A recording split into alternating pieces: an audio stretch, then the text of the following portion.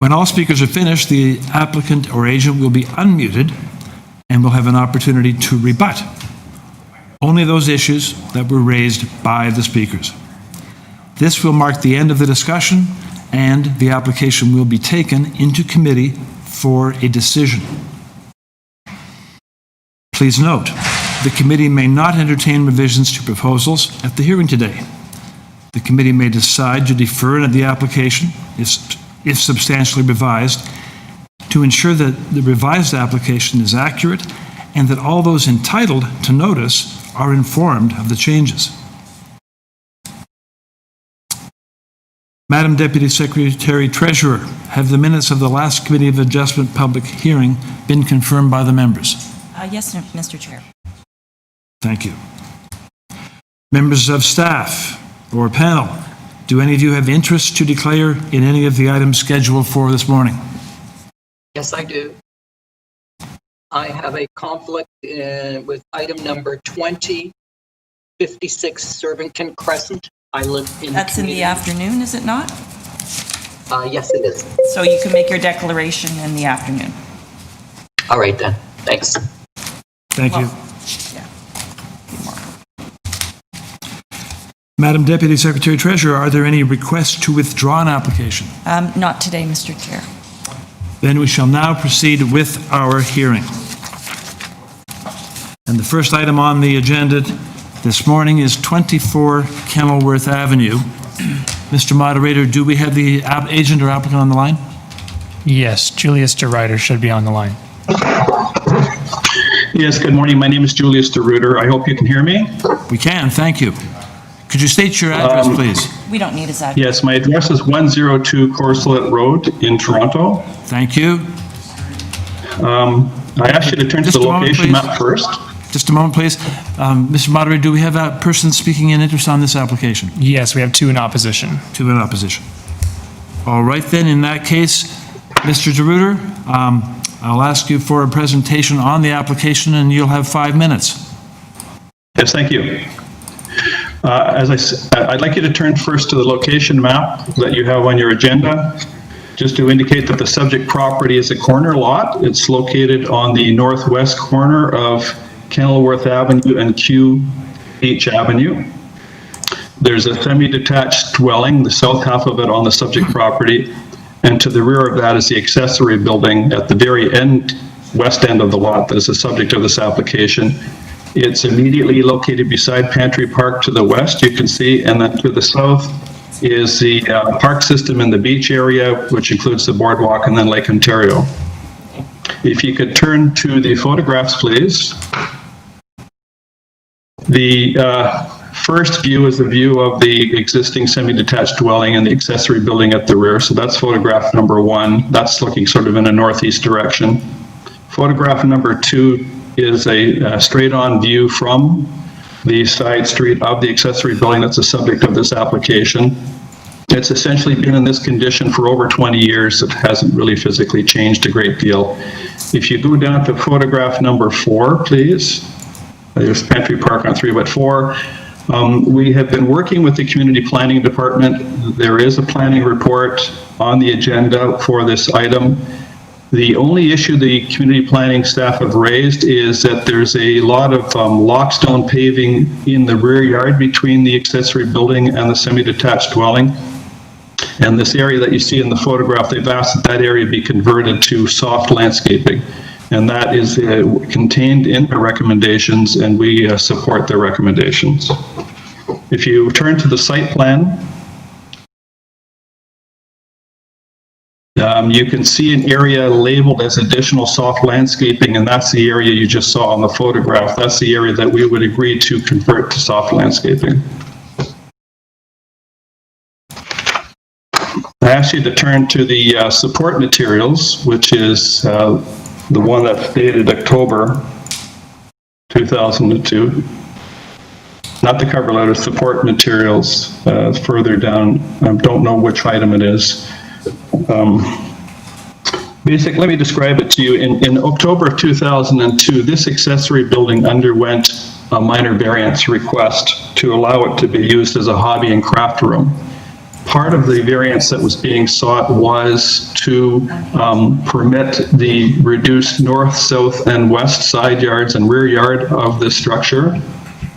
Part of it was to allow the coverage of this accessory structure, and I mean sort of the floor area of the accessory structure in excess of what the bylaw permitted, and to allow the height that you see of the accessory structure that you see on the photograph that you saw earlier. All of those variances were granted by the committee. There were alterations done to the roof. There was a washroom introduced into the building in 2003 and a kitchenette, and it was used for the purpose of the hobby craft room. My client's use at that time was because their daughter, very young daughter, was having difficulty associating with other children in other environments, and so they created this craft room as an environment where their daughter and other children could do work together. Shortly after, the space was then occupied by a school, basically a daycare center, not really a school, and it was used from 2003 to spring of 2013, so roughly a 10-year period for that purpose. So since 2013, it has not been used as a craft room.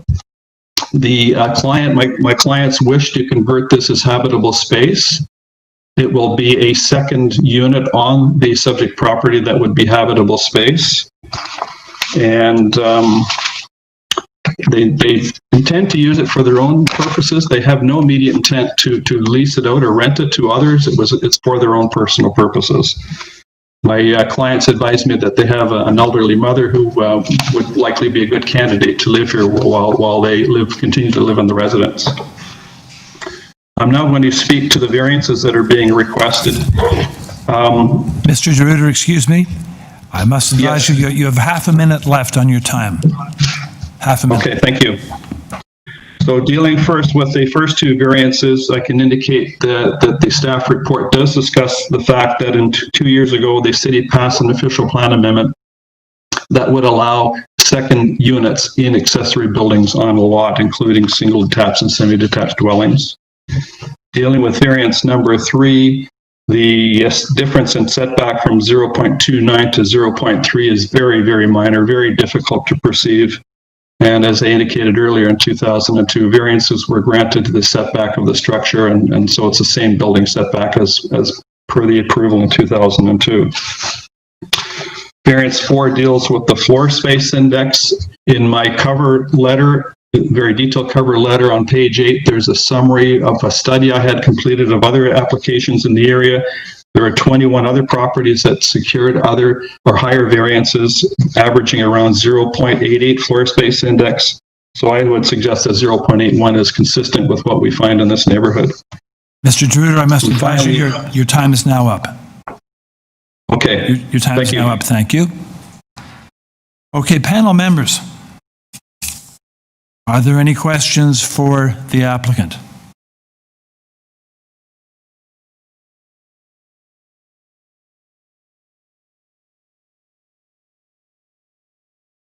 No questions for the applicant? No questions. In that case, I shall look to the panel for a motion, please.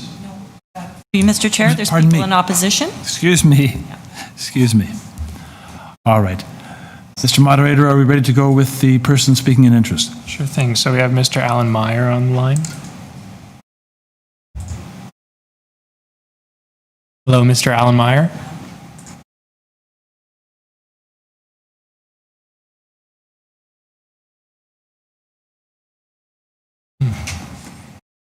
Hello, Mr. Meyer, can you hear us?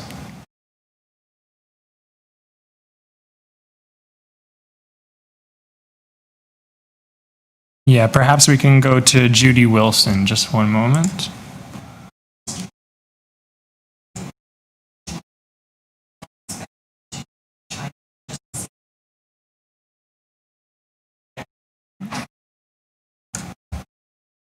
All right. Miss Wilson, can you hear us? Hello? Hello, can you hear me? Yes, we can. Good morning. Okay, I'm going to give my phone to Mr. Alan Mayer because we are together, and his phone seems to be having technical difficulties. So here you are, all right? Okay. But I am present. Please state your name. Hello, it's Alan Mayer. Can you hear me? Yes, we have you both on the line, I think. So, in that case, I think we have you both on the line now, so that being the case, we shall ask Mr. Mayor, who was scheduled first, to speak first. Mr. Mayor, you have 5 minutes.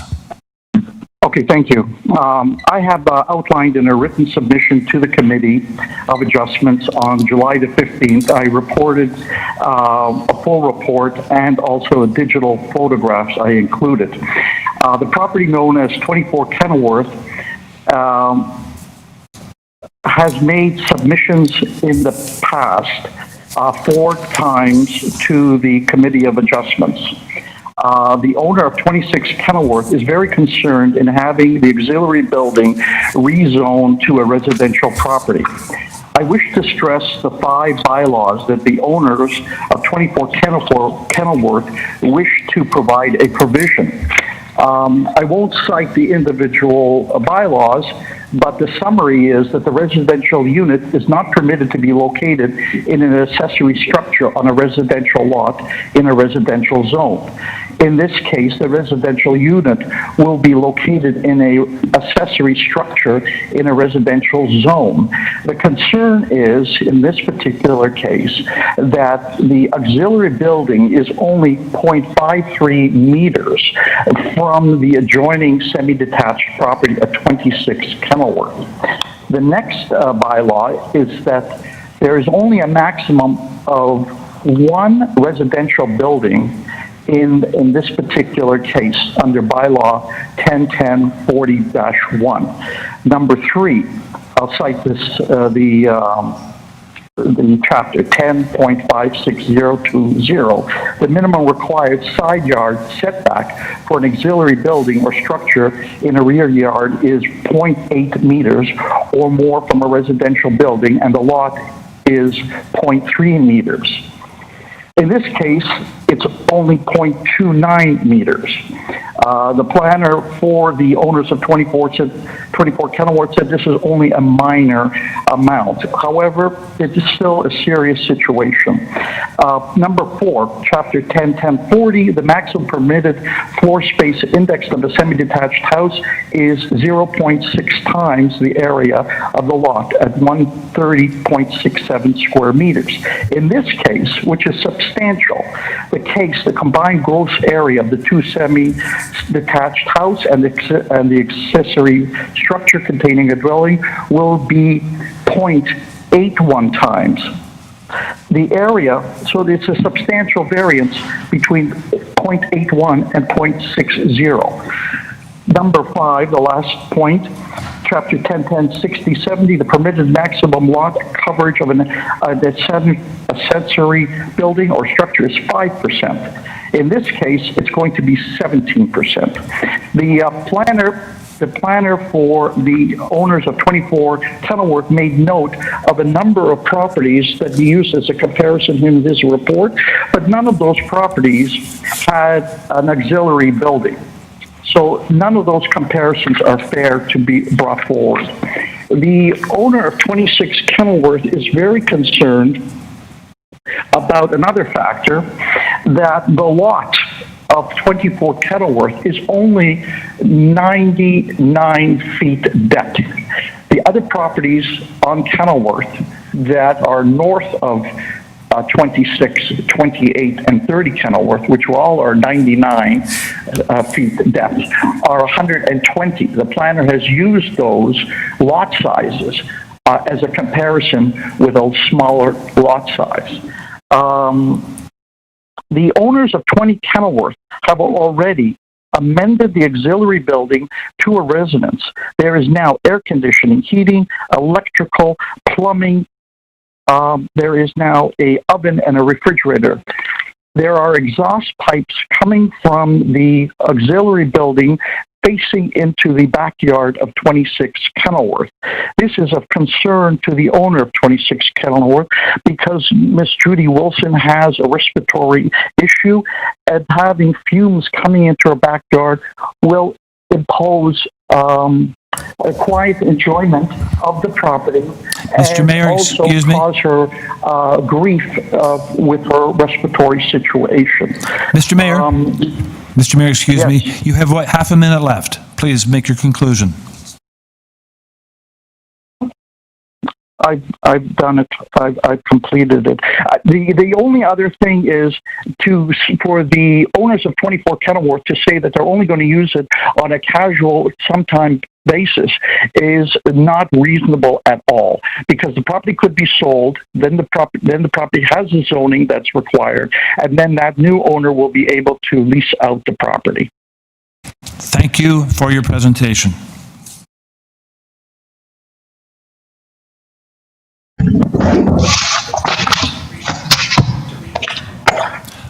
And is the owner of 26 Kenilworth going to speak also or not?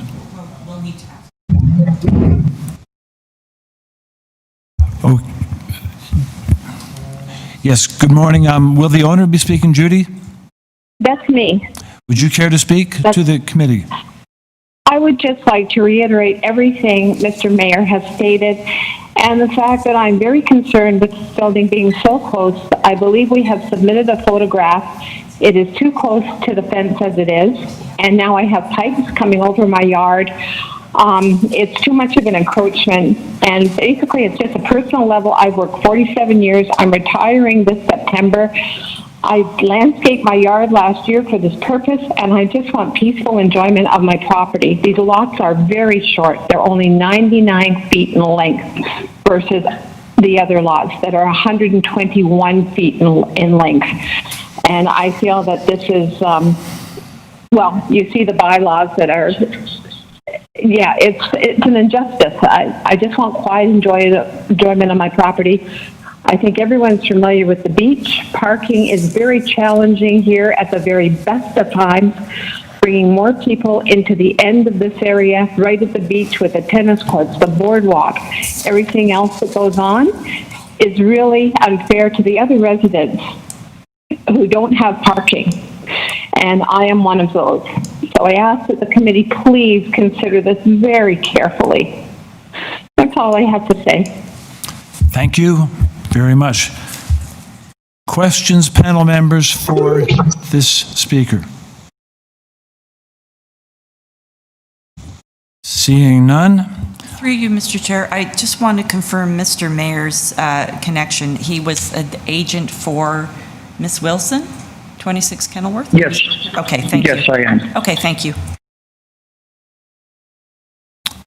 All right, then, seeing no questions for Mr. Mayor or Ms. Wilson, we shall allow Mr. DeRuyter his opportunity to rebut. Mr. DeRuyter, please. Yes, thank you. Very briefly, I would like to remind the committee this is an existing structure. It's been here in this condition for over 20 years. All of the improvements that were done were previously done as a result of the decision in 2002. The setbacks that were raised as a concern, the floor area raised as a concern, were already addressed in variances granted by the committee in 2002. So there's nothing new happening here. We're not building a new structure. We're not changing the structure. There are no outward changes to the appearance of the structure. The vent pipes in the building were there in 2003. All of these things exist. The accessory structure is also at least 15 to 20 meters away from the dwelling at number 26. So there's a very large separation, so they're not very close to each other. And finally, I just want to remind the committee that there are also 5 letters of support that you have recorded, and that there are no concerns from urban forestry. That's my response. Thank you. Thank you.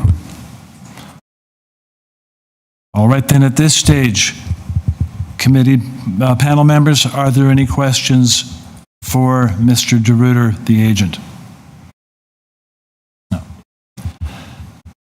Then, seeing no questions, I will look to the committee, please, for a motion.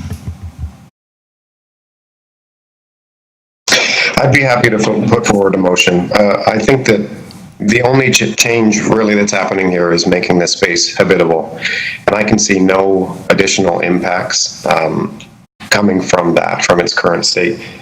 And so with planning's approval or support of this, I would move a motion to approve subject to the planning conditions in the date of the letter that they put forward. Okay, then, motion to approve by Mr. Reed. Is there a second to that motion? Second by Mr. Salomon. All right, then, by show of hands, may I ask for those in favor? And those opposed? Mr. DeRuiter, your application is approved, subject to the planning recommendations that accompany it. Thank you. Thank you. And committee moves now along to application number 287, Langford Avenue. Mr. Moderator, do we have the applicant on the line? Yes, through you, Mr. Chair, Mr. Schmidt is on the line. Mr. Schmidt? Good morning, Mr. Schmidt. Good morning, it's Kurt Schmidt.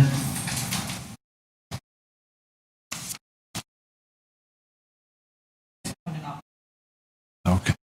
All right then. Panel members, on this application, do you feel you need a presentation, or would you like to go directly to questions? Any?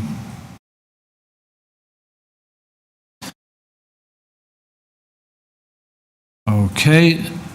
In that case, I would like a presentation. You would like a presentation, Mr. Salomon? Yes, I would. Okay. Mr. Schmidt? You've been requested Yes, to can you make hear me a okay? presentation. You have 5 minutes. Please continue. So if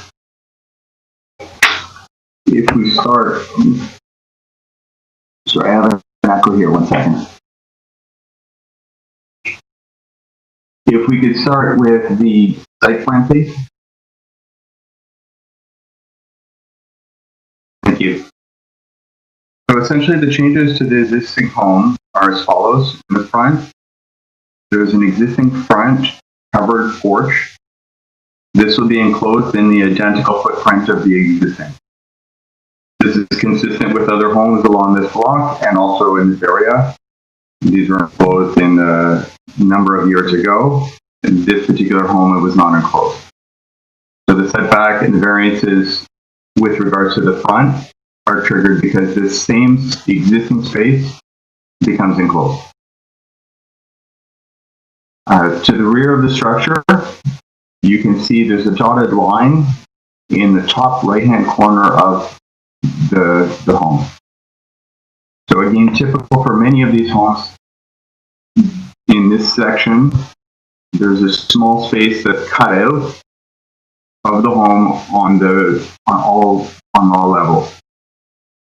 What's being proposed is to keep the same cutout or bump in from the first floor and have a full width second floor, third floor, and to leave it over this corner.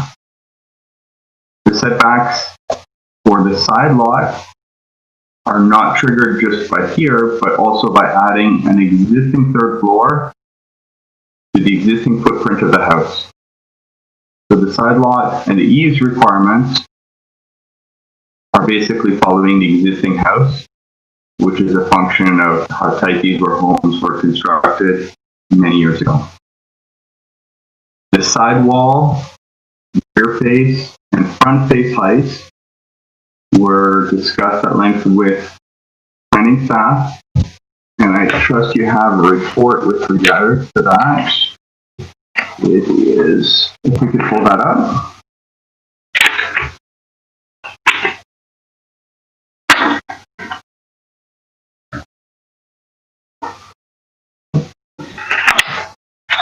So the comments are under the recommendations at the very top. We agree with the following, with the conditions being included.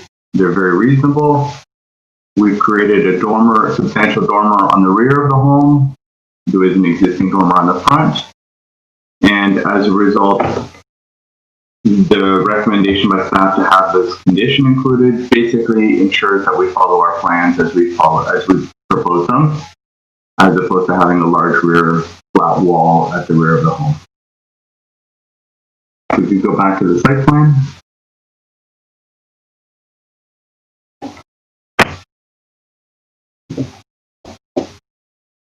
The item number 7 should be removed from your list as it was on the last zoning waiver. It was regarding rear yard landscaping. So the landscaping has been increased to remove the soft land, to get us in compliance with the soft landscaping. For this variance is not required. The last would be the garage. Going back to the site plan. The garage is a function, and the setback is a function of the space in the laneway and the adjacent garages. So the home immediately to the south is actually, their garage is placed closer to the laneway, and we've tried to place this garage in a similar place as the other garages on this side of the street, or this side of the laneway. If we had just still have a minute, then we could look at the drawings. You do have 30 seconds. Would show it would be A14.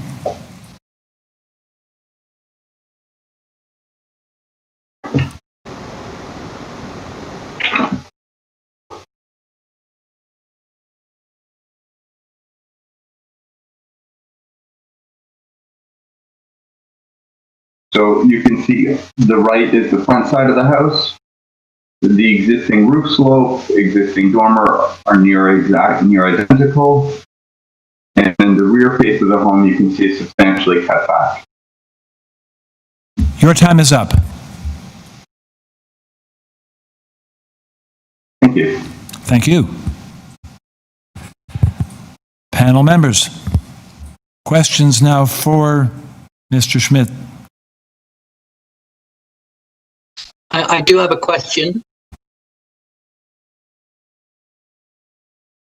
My question is, what is the existing FSI, existing built FSI on the site? Because you are proposing an increase to 0.97, and so I'm trying to get a sense of what is the existing built FSI.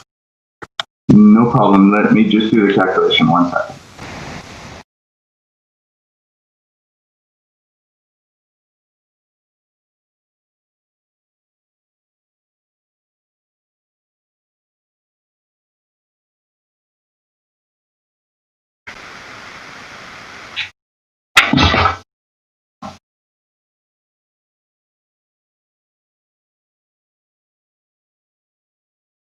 I'm working on it 1 second, sorry.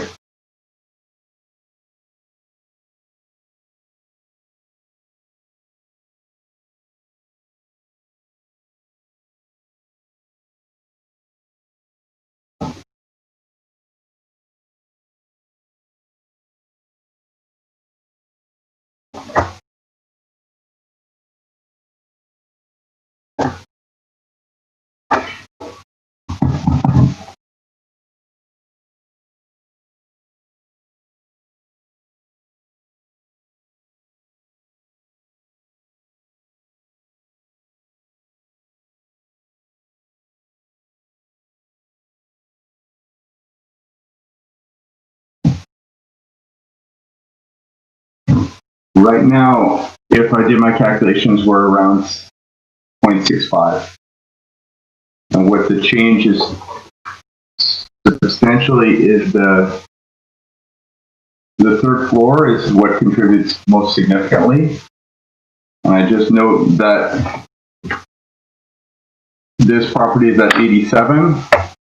If you go north or south from this house, there's 16 dwellings in a row with the same footprint, similar sizes, and I would say more than half of them have third floors, and we've tried to conceal the third floor with the extra floor space by setting back the third floor and narrowing it not to have the length of the building. So on the front and the rear, with the substantial dormers and setbacks of the roof line, conceals the volume of space. It's still remaining as a single-family dwelling.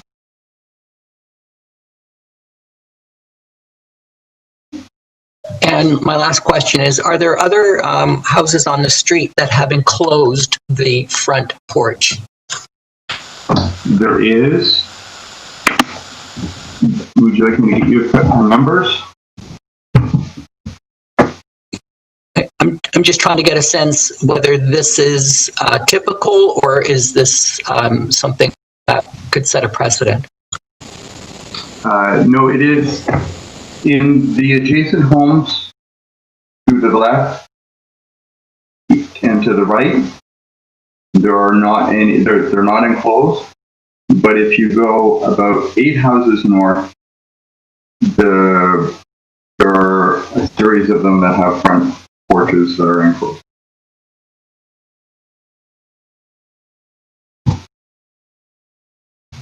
We get to about 109.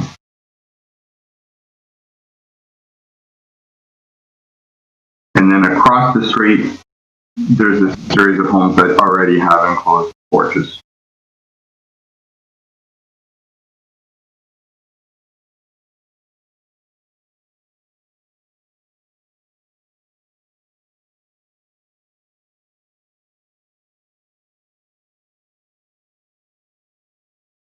Okay, then are there further questions?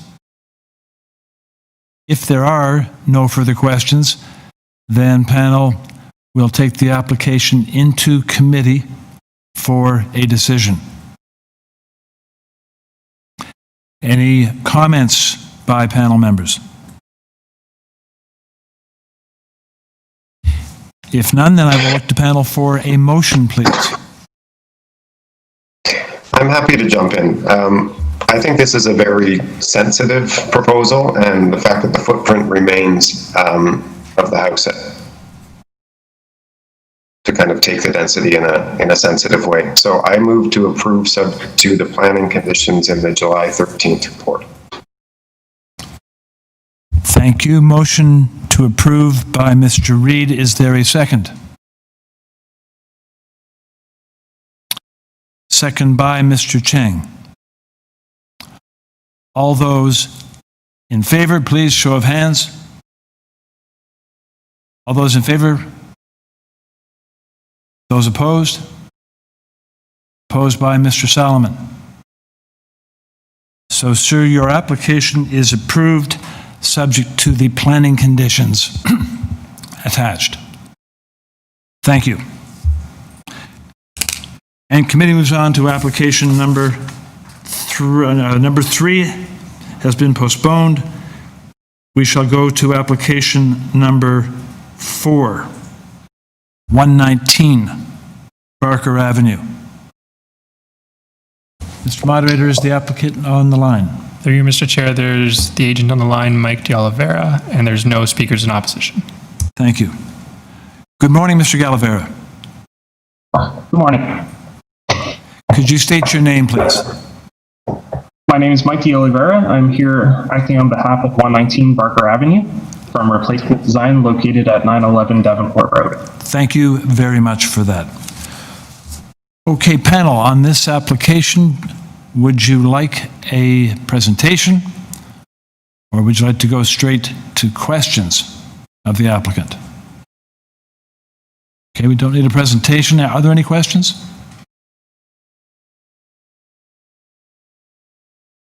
Not seeing any questions. In that case, committee will take the application into committee, and I'll look to committee, please, for a motion. I'd like to make just some comments. I believe that the variances are minor, and I know that there is a community planning report which sets out some conditions, and that there are letters of support from the adjacent neighbors. So I would move approval, subject to conditions of community planning and urban forestry. Is there a transportation-related recommendation? transportation report?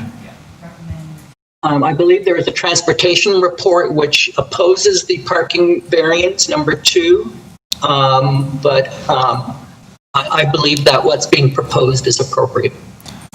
Okay, I believe that transportation report, up to you, but that transportation report, I think, includes a recommendation, but you don't wish to include that. It does not. Pardon me, it does not. That's correct. Very good, okay.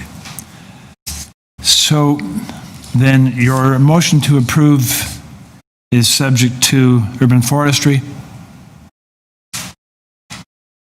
And I wonder, is there a second to that motion? Sorry, there is a community planning report with conditions as well.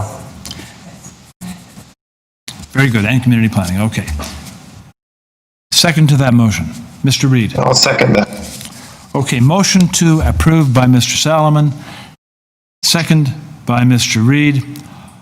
All those in favor, show of hands, please. Sir, the application is approved with those conditions. Thank you.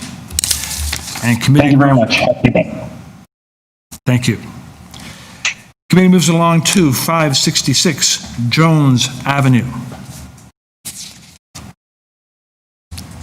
Through you, Mr. Chair, there's one agent on the line, Mr. Lightbourne, no speakers in opposition.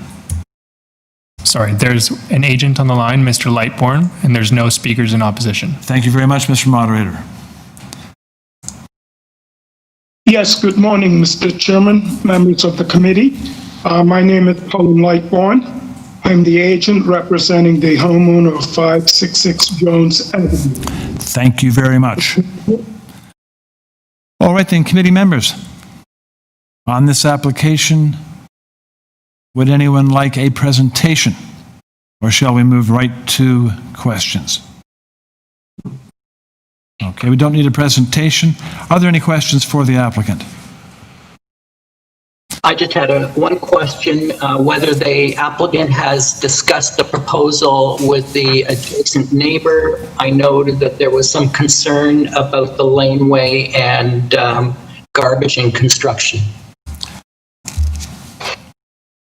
Okay, I have a copy of the letter sent to the committee adjustment by the homeowner at 126 Harcourt Avenue. His concerns, basically my client has not spoken to him. I mentioned the letter to my client last night. His concerns are unrelated to the variances that we are applying for. However, we can't disregard his concerns, and my neighbor will be with the owner of 126 Harcourt Avenue to assure him that his concerns will be properly addressed.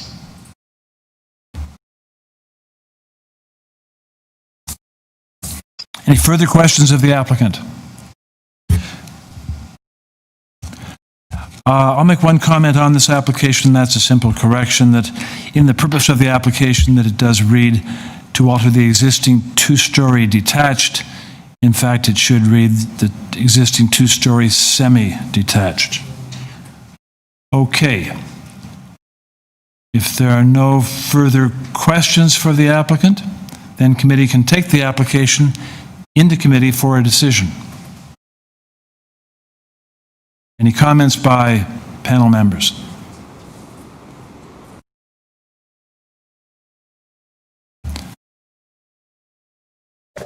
I think Mr. Reid needs to be unmuted.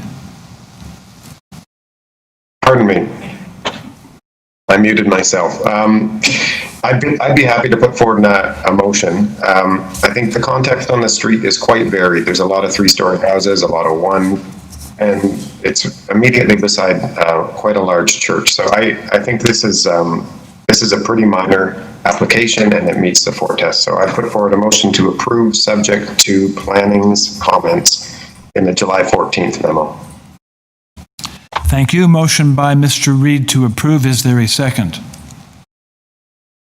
Second by Mr. Cheng. Thank you. Show of hands, all those in favor of the application. Sir, the application is approved unanimously. Thank you. Thank you, members. And committee moves along to number 6, 71 LESMOUNT.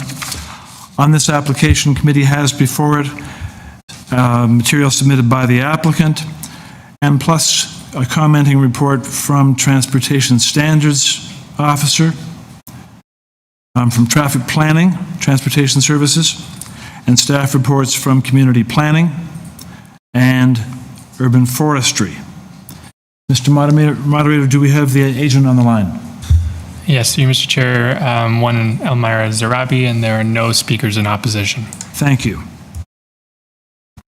Panel members on this application, would you like a presentation?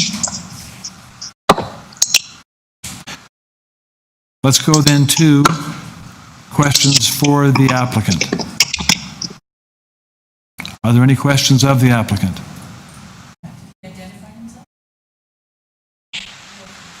Pardon me.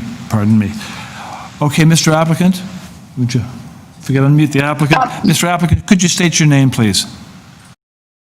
Good morning. This is Elmira Zarabi from AZ Architects at 220 Duncan Mill Road, Unit 406. I have a comment on the staff recommendation as well. If committee would like to have a presentation, or I just address the comment. Committee has indicated they do not require a presentation, but they may. I'll just ask them once again if they have questions for you. They don't have questions for you.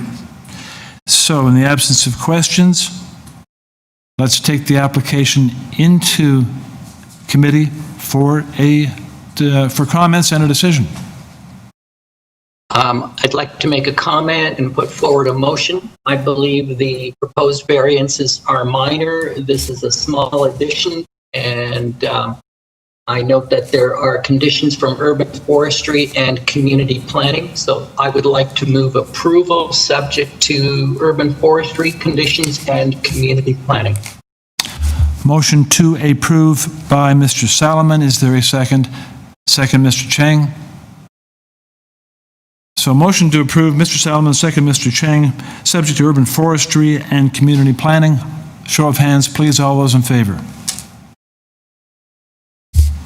Ms. Zarabi, your application is approved, subject to those conditions. Thank you. Excuse me, I have a comment. I mentioned I have a comment on the staff recommendation. Your application has been approved. But the staff has requested to tie some of the drawings to the decision, but we can't attach the site plan to the decision because it's still being reviewed by forestry, and we might need to change the driveway per their comment.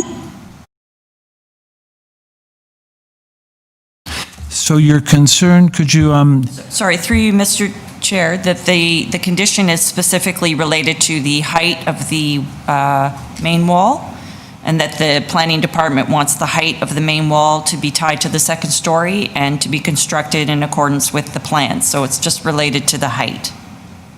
I don't think that your alterations will change the height. No, but they have requested to tie the site plan as well. Right. Not just the elevation drawing. As it relates to the height. Okay, we have no problem with that. And it's to be substantially in accordance. So, committee members, I don't anticipate it will be a problem based on how the condition is worded. It's not the entire building, it's specifically with the height. Okay, thank you. Thank you, Mr. Rabi. Committee will now move along to application number 6.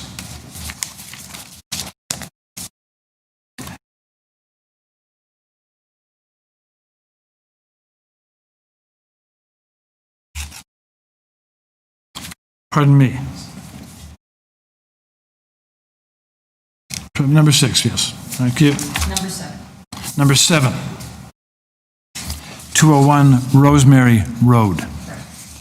On this application, committee has before it materials from the applicant, report from Transportation Services, report from Urban Forestry, correspondence from 203 Rosemary Road, In opposition, correspondence from 120 Glen Eyre Road. So, Mr. Moderator, on this, do we have the applicant on the line? Yes, you have Mr. Marquise, the agent, and then 2 speakers in opposition. I do note that we have 2 similar numbers, so I'm just going to test. Mr. Marquise, can you hear me? Well, I think Chris is on the other line. Okay, thank you. Can you hear me, Mr. Marquise? Yes, I'm here. Thank you. Thank you. Okay, good morning, Mr. Marquise. Good morning. How's it going today? It's going well, thank you. We'll look to you for a presentation with respect to your application, please. And Yes, you'll have 5 minutes to present your application. Starting now. Good morning, sir, chair, and fellow committee members. My name is Chris Marchese of Plan Art Design Plan Services, 900 The East Mall, Suite 300. We have been retained by the property owners of 201 Rosemary Road to present this committee of adjustment application in front of you today. The application is to construct a new 3-story detached house with an integral stacked parking garage, rear basement walkout, rear deck, and front and rear 2nd-story balconies. The application has 4 variances associated under bylaw 569/2013, and standard urban forestry and transportation conditions are associated, which we accept if the application is ultimately approved in front of you here today. Before getting into the variances, I would just like to note that there have been discussions with planning staff before the application was scheduled prior to COVID-19. Through these discussions, it was stated that planning staff have no objection with the application here in front of you today. Going into the variances, variance number 1, the proposal asks for relief from the bylaw for building depth. Proposed is 22.42 meters, where 17 meters is permitted. The length of 22.42 meters is below grade and is for the basement floor only. From the first floor and above, so at grade, and which will be perceived from the street and all other residents, the building has a length of 19.67 meters for only a portion of the rear main wall and 18.15 meters for the remainder of the dwelling. Other examples of length existing in the area at 323 Glen Eyre, 20.5 meters, 308 Glen Eyre Road, 22.38 meters, 31 Glen Eyre, 21.42 meters, and other ones can be provided if needed. The building depth is the exact same justification towards building length. Permitted is 19 meters. The length of 22.42 is below grade and cannot be seen from the street. At grade, again, 19.67 for only a portion, and then the rest is compliant at 18.15 meters. The third associated variance is for FSI, where 0.88 of the lot is being requested, where 0.65 times the lot area being permitted. The increase of 140 square meters, I apologize, is broken up over 3 floors. That is an increase of 46.9, so just under 47 square meters per floor, and will have little to no impact in regards to the massing due to the fact that it will be consistent with new builds in the area over the last 10 years. Other FSIs in the variance in the area being approved are 0.88 times, 0.81 times, 0.9 times, 0.862 times the lot area, 0.86, and another one at 0.9. So it is my opinion that that meets the the characteristic and is consistent with what exists in the area today. The rear yard setback for a portion of the dwelling is being considered from the concrete deck, and it's at 9.2 where 10 is permitted, a deficiency of 80 centimeters. But from the portion of the rear main wall where the building actually will be standing, where the massing can have a huge effect on any of the neighbors, the existing or the proposed rear yard setback will be 13.47 meters, which was well over the 10 meters that is required. Based on these justifications, I'm of the opinion that it meets the 4 tests under Section 45(1) of the Planning Act, and I will be happy to answer any questions if needed to be. Thank you. Thank you. All right then, Mr. Moderator, do we have the, I think we'll hold questions until after those in opposition have had a chance to speak. Mr. Moderator is the first. Thank you, Mr. Chair. Ms. Ungerman is on the line. Good morning. Hello, good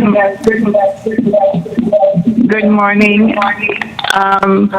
I live, well, there's an echo. Hold on. I live Through directly you, Mr. Chair, north. if I can just cut in for a moment. There's significant echo. If you have us playing in the background on another device, then you should mute us on that device and speak only through the phone. Ms. Ungerman, did you hear that? We're going to give Ms. Ungerman a call. She had just left the hearing room, so one moment. Sorry, through you, Mr. Chair, just when we're having the technical difficulties, we'll just let the host speak, because then if we get too many people talking, sometimes it just makes the feed a little bit more difficult.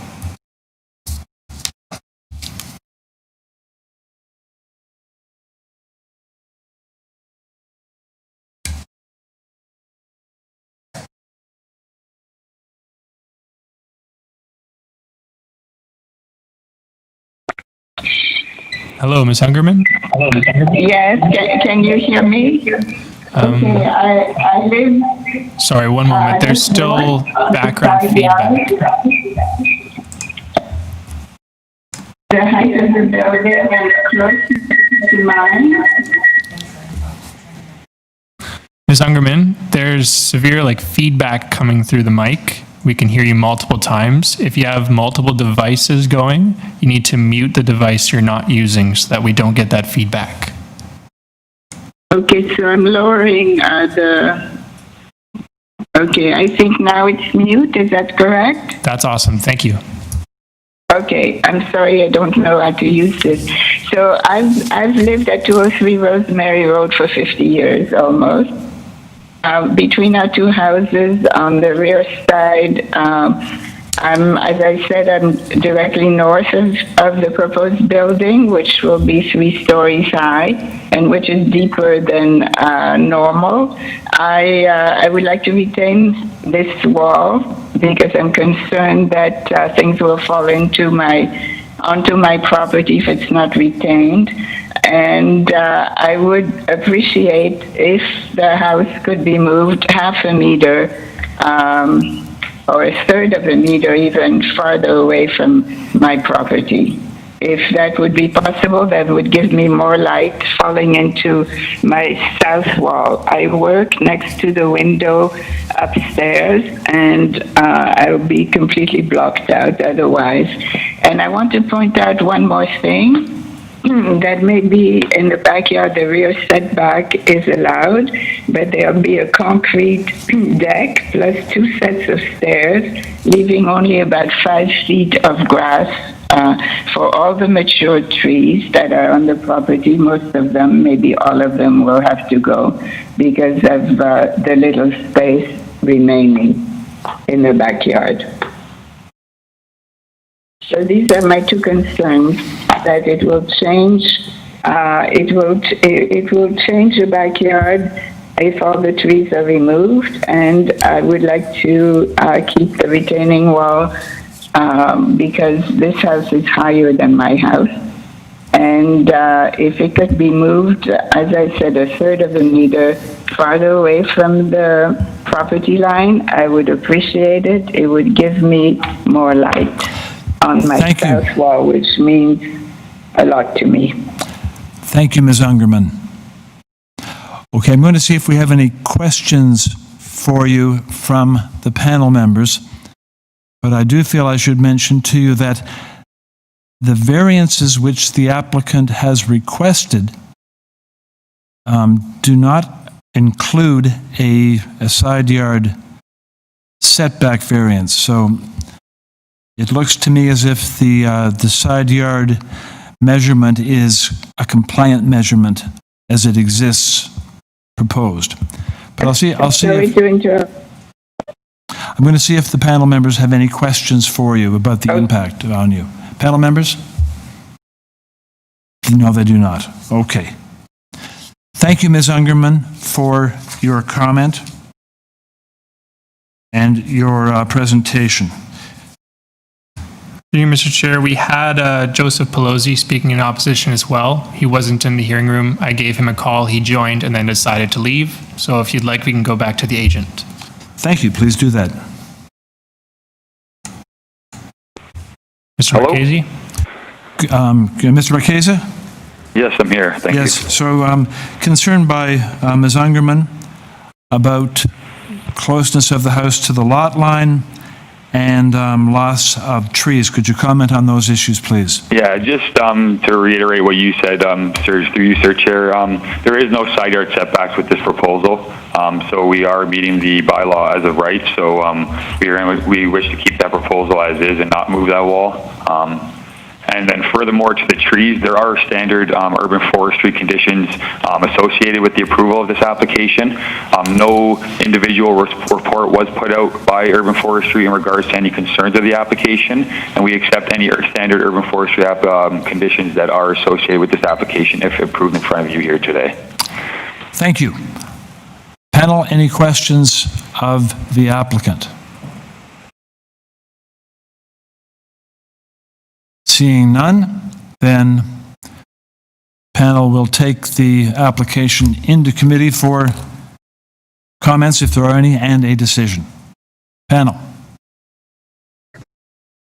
I would note that there are a number of three-story homes in the area, and I believe that the variances are minor and that the development is appropriate. So I would move the recommendation of approval subject to urban forestry conditions. Mr. Salmon, would you consider a small change to variance number 1 to simply read, the detached house will have a building length of 22.42 meters below grade?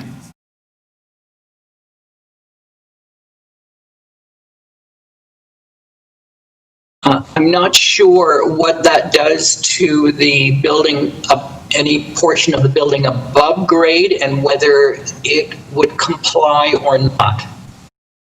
Okay, then. So your motion stands as it is. Is there a second to that motion? Second by Mr. I'd like to add, I think there's a transportation condition as well that I'd like to see added about restoring the curb cut on the side street. Okay, then. Motion to approve, subject to transportation. Motion by Mr. Solomon, second by Mr. Reid. Through you, Mr. Chair, I just want to make sure, so the original motion just had the urban forestry condition. Is Mr. Solomon okay with the friendly amendment to add the closure of the obsolete driveway on Ardmore? Yes, I am. Okay. So it's urban forestry condition 1 and 2, and that the applicant has to reinstate the driveway on Ardmore with landscaping and also reinstate the curb. Motion to approve, Mr. Solomon, second Mr. Reid. All those in favor, show of hands, please. The application is approved. Thank you. Thank you. And committee moves on to application number 847, Conway Avenue. On this application, committee has application materials from the applicant. We have staff report from Community Planning, Transportation Services, and correspondence in support from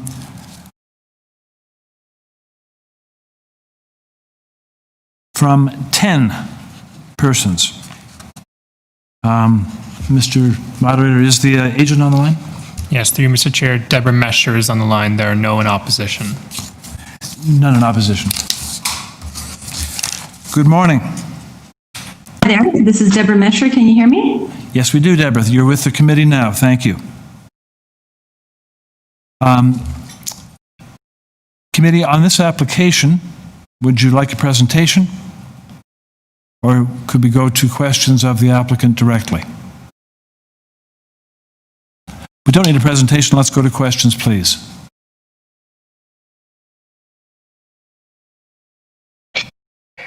Sure, I have a question. I think that the only concern I have with this is the transportation department's comments about the parking spot and how that would be within the public right of way. Can you talk about that and how you plan to deal with that?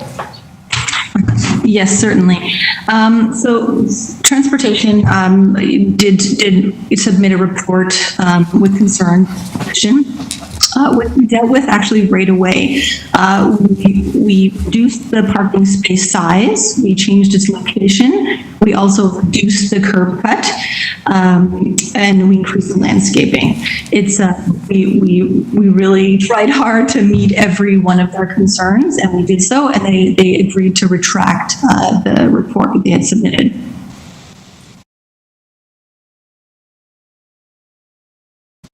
Any further questions? If not, we'll take the application into committee for a decision. Any comments from committee members?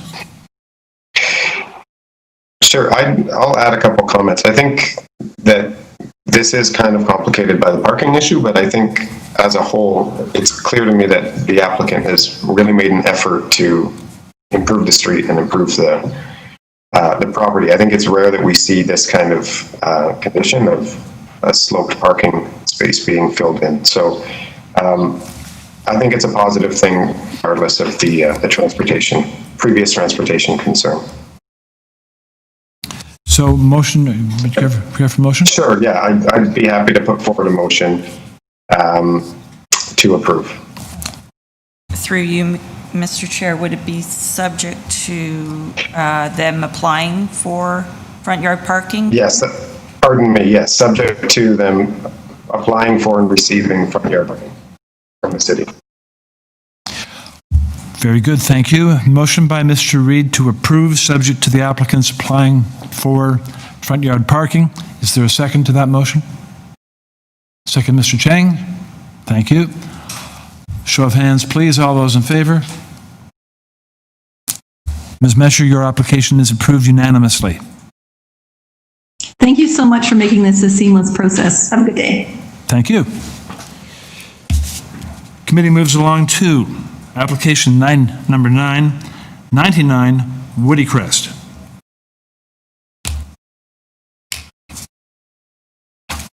And on this application, we have before us materials from the applicant, plus support correspondence from Dave and Katie Smith at 90 WOODYCREST, and Mike Giovinazzo and Sheila Stone at 101 WOODYCREST.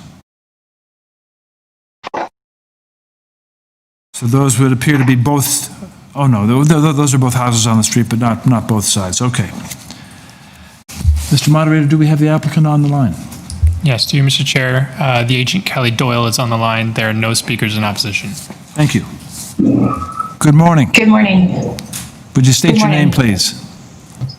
My name is Kelly Doyle, and I am the agent on behalf of my clients, the homeowners of 99 WOODYCREST. Thank you very much. Panel members, do you require a presentation on this application? Would you, if you have any questions for the applicant, please carry on.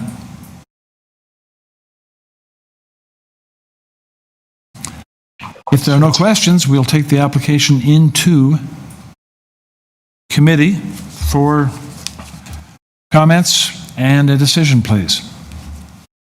Any comments? I believe that the variances are minor and that the proposal fits in with the character of the street. So I would like to move a motion of approval with no conditions. Motion to approve by Mr. Salomon, second by Mr. Reid. All those in favor, show of hands. Kelly Doyle, your application is approved unanimously. Thank you for your time this morning. Thank you. Committee moves along to application number 10. Number 10, Armadale. On this application, we have before us material submitted by the applicant. We have a staff report from the acting supervisor, urban forestry. In support, we have an 8-signature petition. In concern or interest, there's correspondence from Beverly and Brian Donnelly at 58 Armadale on behalf of the owner-occupant of number 12 Armadale. And also in opposition, we have we have correspondence from 8 persons on Sunnybrook and Armadale. So, Mr. Moderator, do we have the applicant? Through you, Mr. Chair, yes, Stephen Shi, the agent, is on the line, and there are 7 speakers in opposition. And 7 speakers. Very good. Okay, then, Stephen, good morning. Good morning, Sir Chair and committee members. Could you state your name, please? My name is Stephen Chi. I'm a planner from Design Plan Services, and we have been retained by the owner of 10 Armadale to present information on this application. Okay, very good. Okay, Stephen, you will have 5 minutes to make your presentation on the application to the panel members, and that is starting now. Thank you. The proposal is to alter the existing one-story detached residential dwelling by constructing a complete second-story addition and 2-story additions at both the front and rear of the building. The proposal also includes an integral garage. So we have reviewed neighbors' objection letters and understand the main concerns are related to variance number 2, number 3, and number 7. Both variance numbers 2 and number 7 are pertaining to the overall height of the proposed building. The proposed height is 9.76 meter, which is 0.76 meter taller than the permitted height of 9 meter.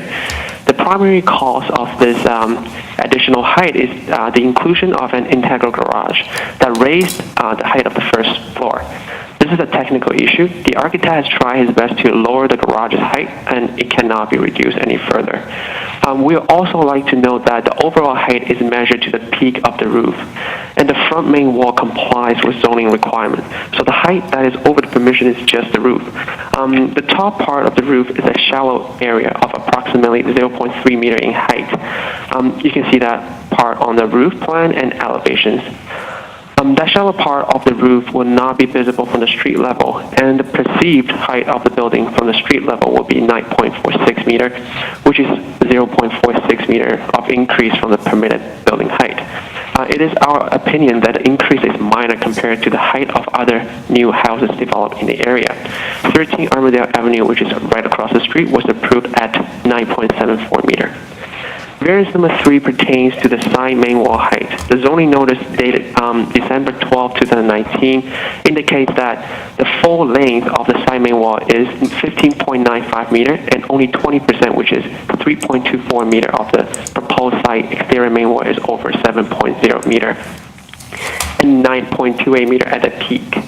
So if you look at the west or east elevation of the submitted plan, you will see only a small portion of the side main wall is over the permitted height. And it is our opinion that the requested variance is minor in nature. With regards to the urban forestry recommended condition, we have confirmed with both the owner and the architect that there is no intention to remove the mature tree located in the front yard. The driveway has been designed to protect and minimize any potential damage to the tree. So the owner has no objection to the urban forestry condition and will comply to the City of Toronto Municipal Code and apply for the permit to ensure the tree is properly protected. We have reviewed the letter from the Swansea Area Ratepayers Group, and we have no objection if the committee wishes to impose the recommended condition that the construction should be completed substantially in accordance with the submitted plans and site plan. It is our understanding that City's Planning Department does not have any comments, and we have received letters of support from the residents in proximity. And we also just received a new letter of support last night from 14 Armadale Avenue. So it is our opinion that the proposed variances are minor in nature and meet the 4 test. Thank you, and I am happy to answer any questions. Thank you very much. Well, I think we will hold questions until after we have heard from the speakers wishing to speak in concern. And so I want to make a comment here because we do have 7 persons online wishing to speak in concern. I'm going to limit each of those speakers to 3 minutes per person. And Mr. Moderator, do we have the first speaker now? Through you, Mr. Chair, just that's fine. But I think what we're going to do is we're going to connect the most affected neighbors first. And it may follow that other people might be just in agreement with what those people said. So maybe ask people not to repeat, but they should be entitled to their full 5 minutes. Thank you, Madam Deputy Secretary Treasurer. So that is how we shall proceed. The properties closest to the subject property will be asked to speak first. And an important consideration here is to avoid repetition of the same points. They do not advance the cause or the case. So we shall start then with, Mr. Moderator. Through you, Mr. Chair, Mary McConnell of 8 Armadale is on the line. Hi there. Good morning. My name is Mary McConnell, and we are residents of 8 Armadale Avenue, which is immediately to the west of number 10. Very good. Good morning. You have 3 minutes. Please proceed. Okay, thank you. We lived next to a bungalow for many years, so any two-story house seems to speak to us, but this house seems to me to be as large as the bylaws allow, and then they've 7 additional variances. So we do have some concerns about the overall look of the house. We were greatly concerned when we saw that 9 point whatever meters on the side, but that has been resolved. The height, as of now, is increased by that incorporated garage, which really doesn't exist anywhere else close to us. And the fact that they have 9.5-foot ceilings, again, which to me seem a little unnecessary. So the result of this is this house is going to come out being several feet higher than our house, just at the main floor level. Our sense is that this house is going to be just too big for our immediate neighborhood. All the other houses are at the same level, which is probably 4 feet less at the main street level. We do acknowledge that they have tried, I think, to limit that, putting stairs both inside and outside, which helps a little bit.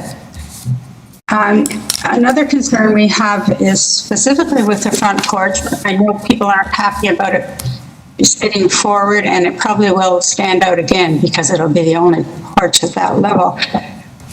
We discovered this weekend when we had our family over that the odds are if we have a car parked far up in our driveway, the passenger may not be able to open the door because the porch is so close to our lot line. So that is a concern for us. It's not a showstopper, but it is a concern, and it indicates how far they're going to push things.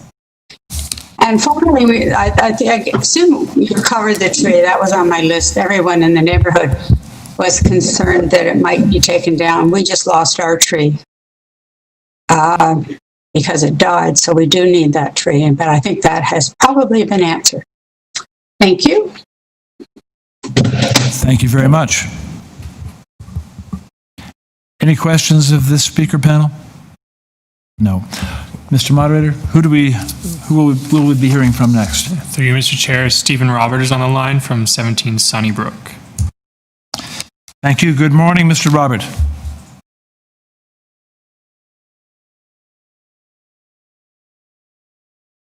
Mr. Robert, good morning. Mr. Robert, I see that you're trying to unmute when I unmute you, and it makes you mute yourself again. So I'm going to mute you right now. Good morning. All right. Can you hear me now? Yes. Yes, good morning. We do hear you, Mr. Robert. Please state your name. Stephen Robert, 17 Sunnybrook Road. Mr. Robert, good morning. Interesting hearing. Good morning. Interesting hearing Mary just now, Mary McConnell. The applicant knocked on my door last week to discuss it and first identified himself as the neighbor at 10 Armadale, and I'd never seen the person before. He then, when I pressed him a little bit, identified himself as the kind of developer. So he's, I think, going to sell the property.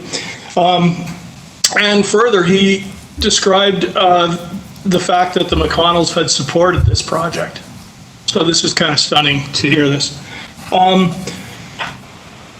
I guess for us, the additional height, it was also convenient to blame the height of the structure on the garage when there's, in fact, 2 9.5-foot floors above the garage. So I'm not sure how the fact that the garage is just sort of seems like a convenient thing to point to.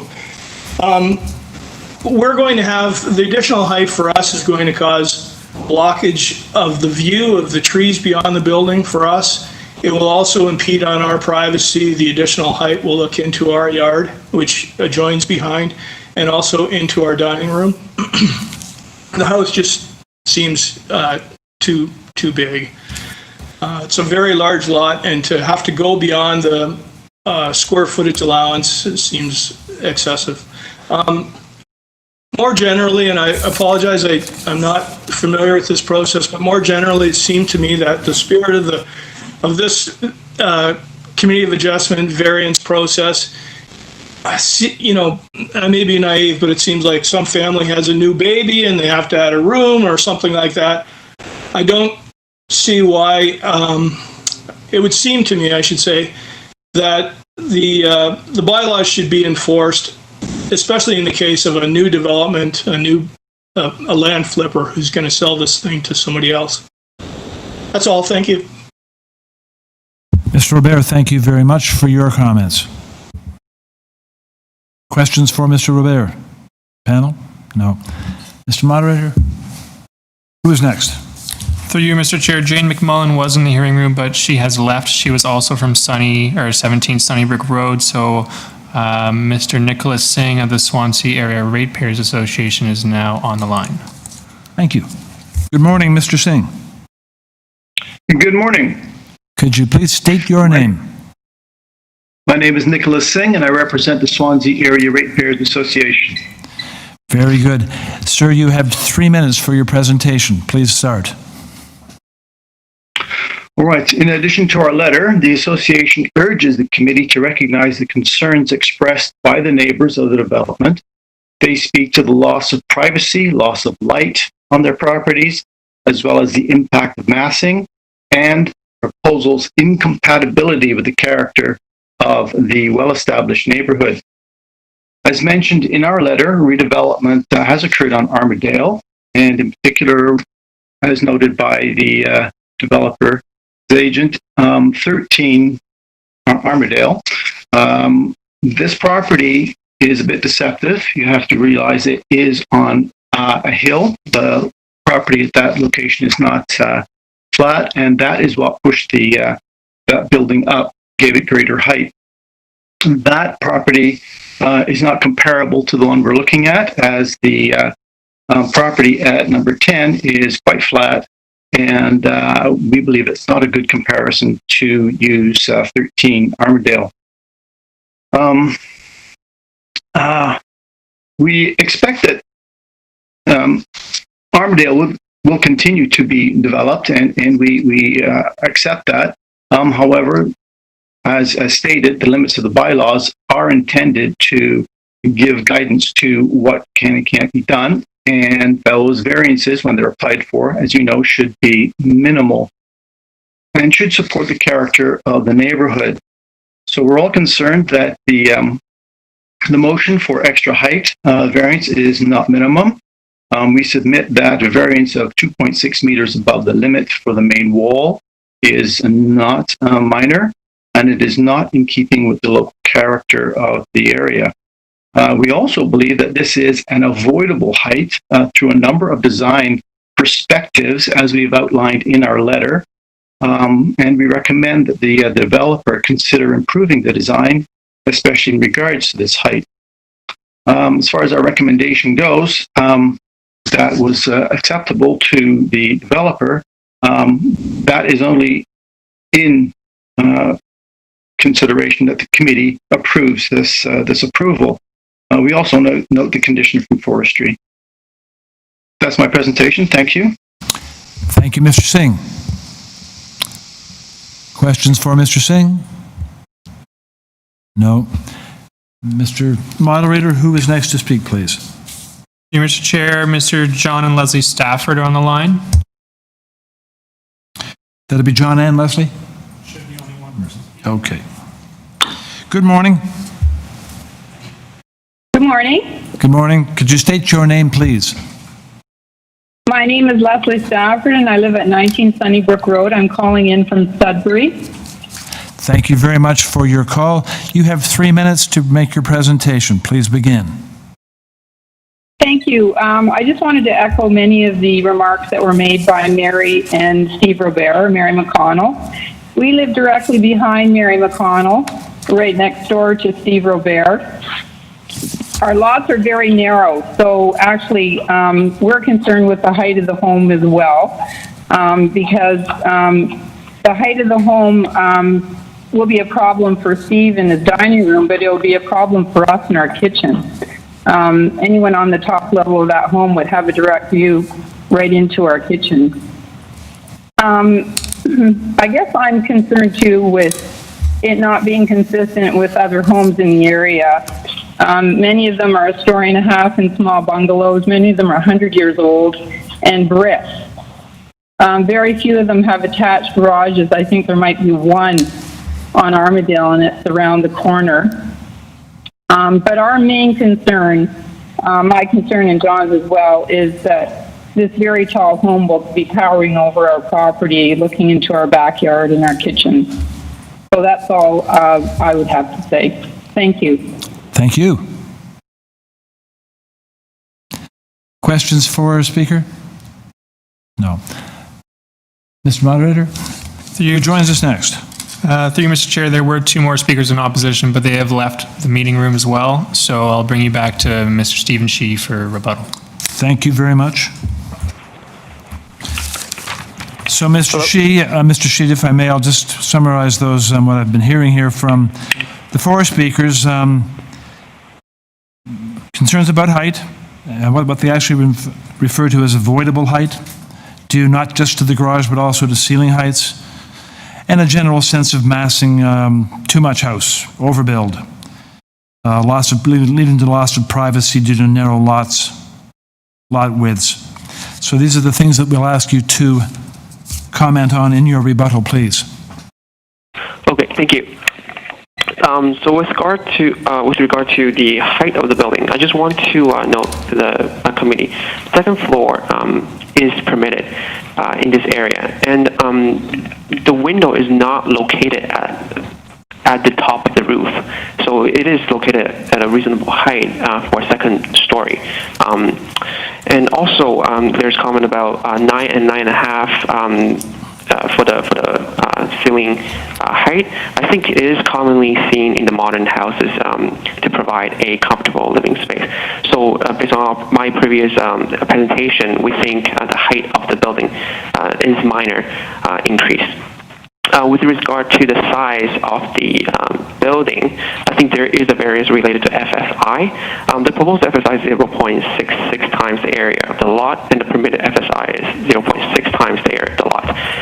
So the increase of floor space is only 26.45 square meter over 2 stories. So in our opinion, it is very minor, and we also found other properties in this area with higher FSI that has been approved. So 1 second, I think number 11 is approved at 0.71, 13 0.71 as well, and 15 at 0.72. I think number 8, Armadale also mentioned about that front porch being too close. So the variance is caused by the unique pie shape of the lot, which created several pinch points in relation to the west lot line. The existing porch is located at a 0.67 meter away from the west side lot line, and the proposed setback between the porch and the west side lot line is 0.54 meter. So the difference is only 13 centimeter. We also want to point out to the committee that there appears to be a 1-foot right-of-way on number 8 Armadale along the west side lot line, in benefit to number 10 Armadale. It is shown on the submitted survey. So the purpose of this right-of-way is to provide access space and additional separation, and this right-of-way should not be parked on or blocked. Just some information for the committee. I hope that answers all the questions. Thank you. Thank you very much. Committee panel members, now questions for the agent. Okay, seeing no questions for the agent. I actually have one question. I've been trying to look for a similar massing building along Armadale around the area. But it looks like if your application is approved, your house will be the only one with this gigantic garage at the front. Am I right? Sorry, is that a question? Yes, it's a question. My question is about the massing or the topology of your building, having a indoor garage tucked in a house on the ground floor. It looks like none of the other houses on the street have this kind of language or pattern. And I think this is probably the reason why it triggers all these variances. Yes, we understand that, but it is the preference of the owner wants to have a integral garage, and there are attached garage in the area with the older building, and like everyone's saying, there are a lot of development that's happening in this area. All right, thank you. Go ahead, Mr. Chang. I just want to say, fair enough, I got that answer. Thanks. Panel members, any further questions? In that case, then the committee will take the application into committee for comment and a decision. Comments, panel members? My comments are that I have concerns with the proposed sidewall heights and overall height, and I feel like the proposed height variances are not appropriate and out of keeping with the character of the street. Thank you. I'll jump in with a couple. When I first looked at this, I was quite concerned, but particularly with the height, as Mr. Salomon says, but I was reassured that, especially for the side yard height, that was limited to a very small portion of the facade, and I think the size and the shape of this lot does go a long way to lessening the impact on the neighbor. So I actually think, I mean, looking at the variances themselves, they're all really almost marginal from my opinion. So I would be in support of this. Thank you. Mr. Chang, any comment?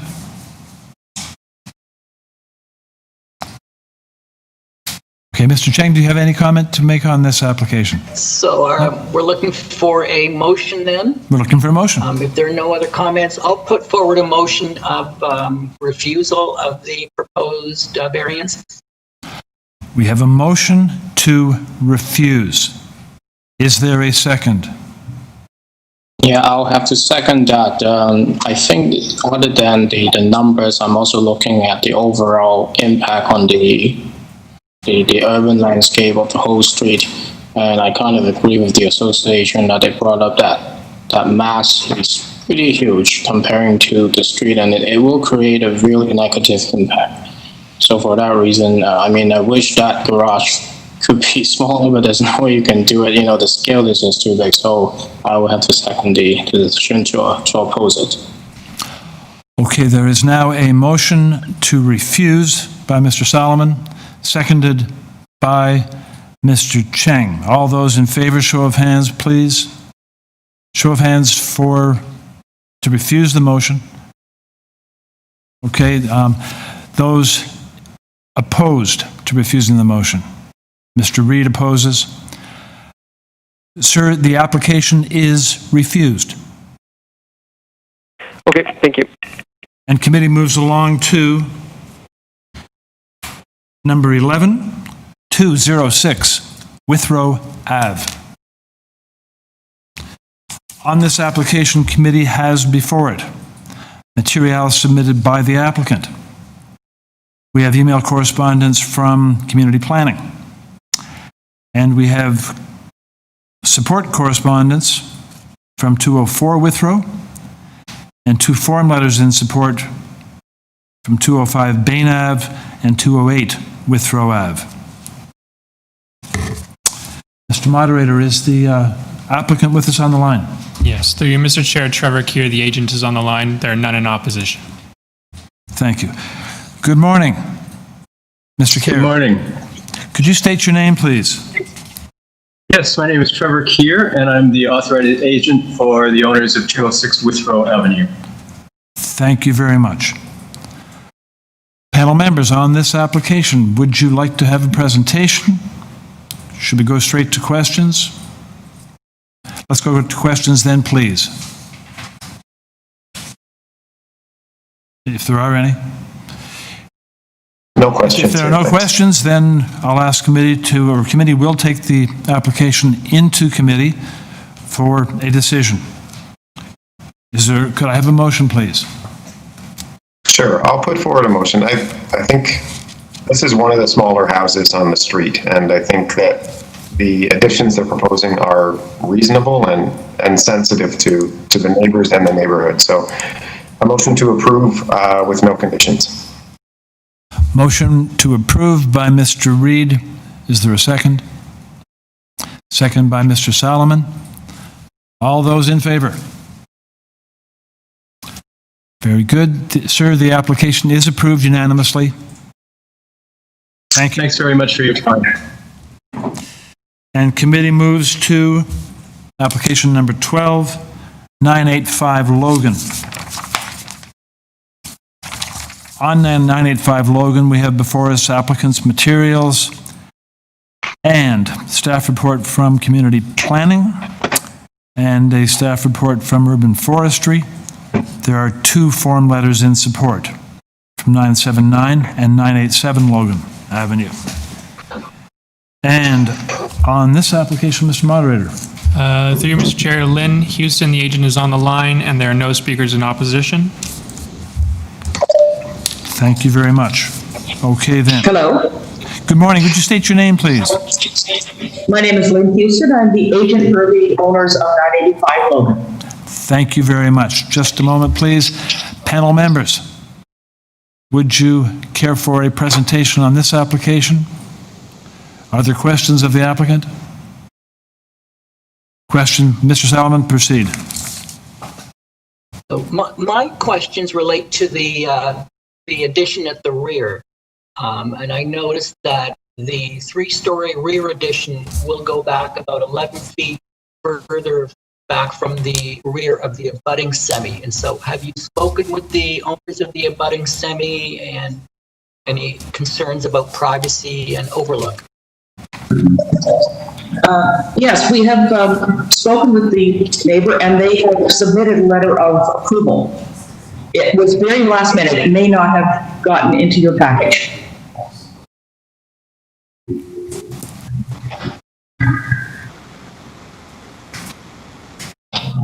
Oh, that was it. Okay. Then if there are no further questions, committee will take the application into committee for a decision. I look to committee for a motion, please.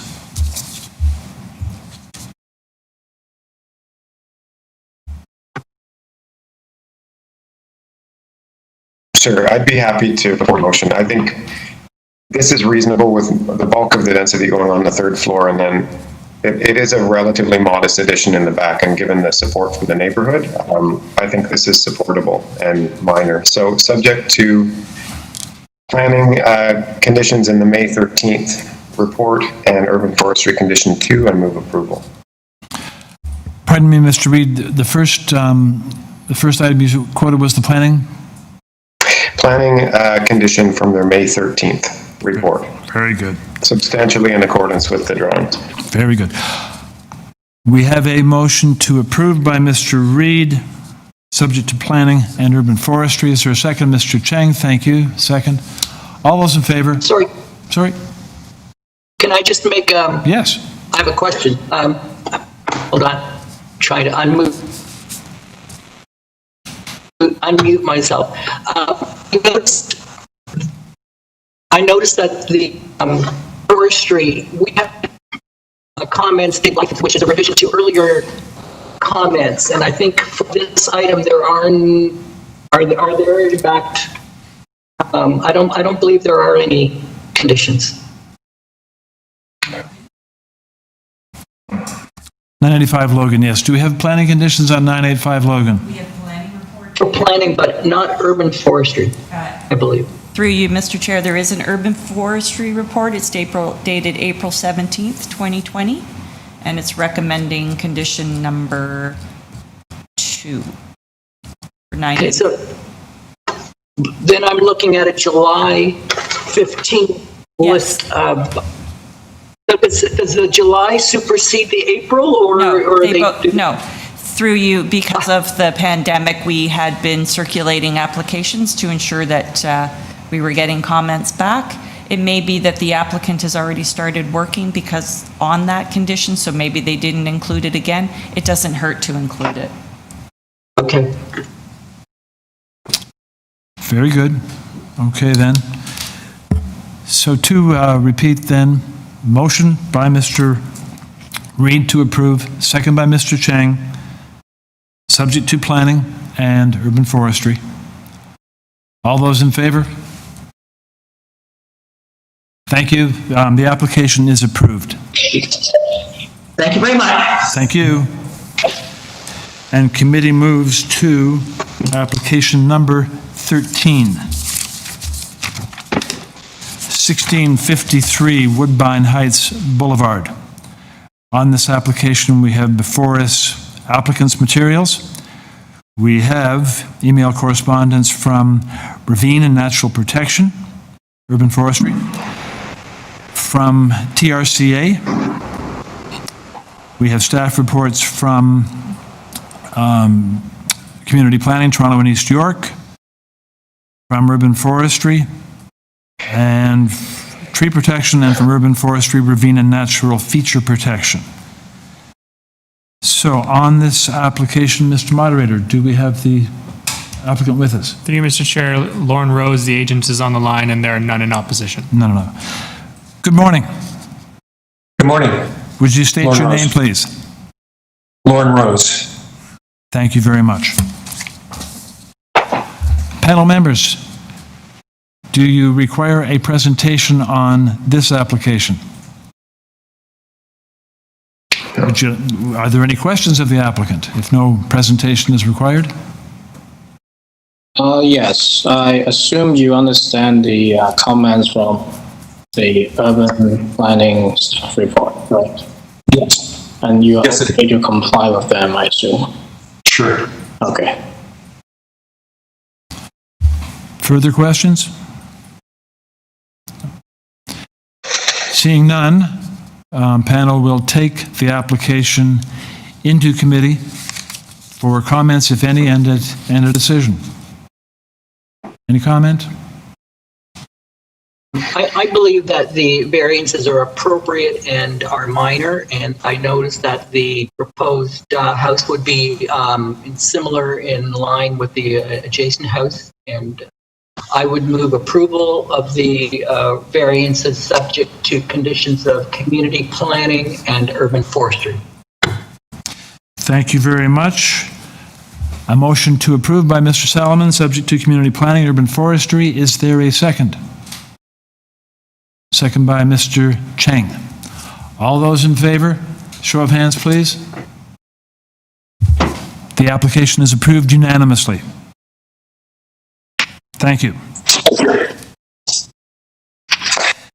Committee goes along to application number 1478 Hazelton Avenue. On this application, we have before us applicant's materials, including supporting material from John Goulding, the agent, minutes of settlement from a TLAB appeal, and a decision from a 2018 Committee of Adjustment application. We have staff report from Heritage Preservation Services, and we have opposition in the form of correspondence from 76 Hazelton. Mr. Moderator, do we have the applicant with us? Thank you, Mr. Chair. John Goulding, the agent, is on the line, and there's one in opposition. And one in opposition, okay.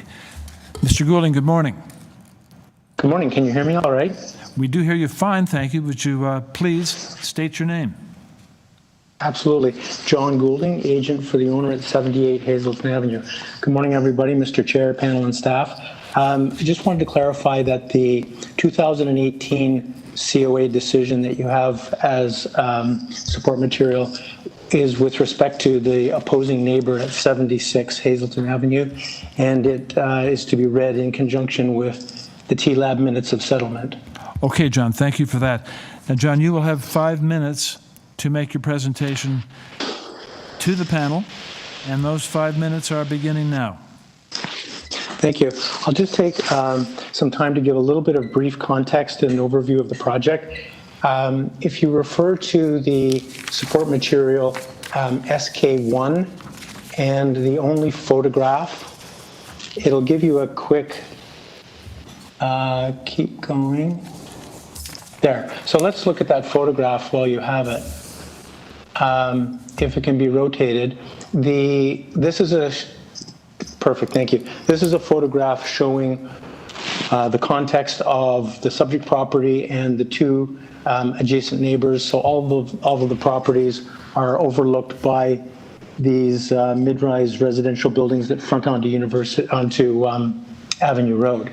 If you turn to SK1, it's a sketch site plan showing the context of the subject property and the immediate neighbors. So it'll be in that package with the photo. If you keep going. Keep going. There we go. Perfect. And if that's possible to be rotated. Thank you. So you see on the left of the drawing, that indicates the apartment buildings that you saw that are overlooking all of the properties in that vicinity. On the right-hand side is Hazelton Avenue. So the subject property is the middle of the three shown here, and it's the south half of a semi. These semis are both 3-story. They have older rear additions and second-story decks. And the neighbor to the south, the opposing neighbor, number 76, is also a 3-story building that has some additions and so on. Currently, the 76 property is under construction, putting on a 3- and 2-story addition, which part of which cantilevers towards number 78, the subject property, and has also a 2nd-story deck, which also cantilevers towards number 78 and into their own backyard at number 76. So the project is probably best described by drawing A7.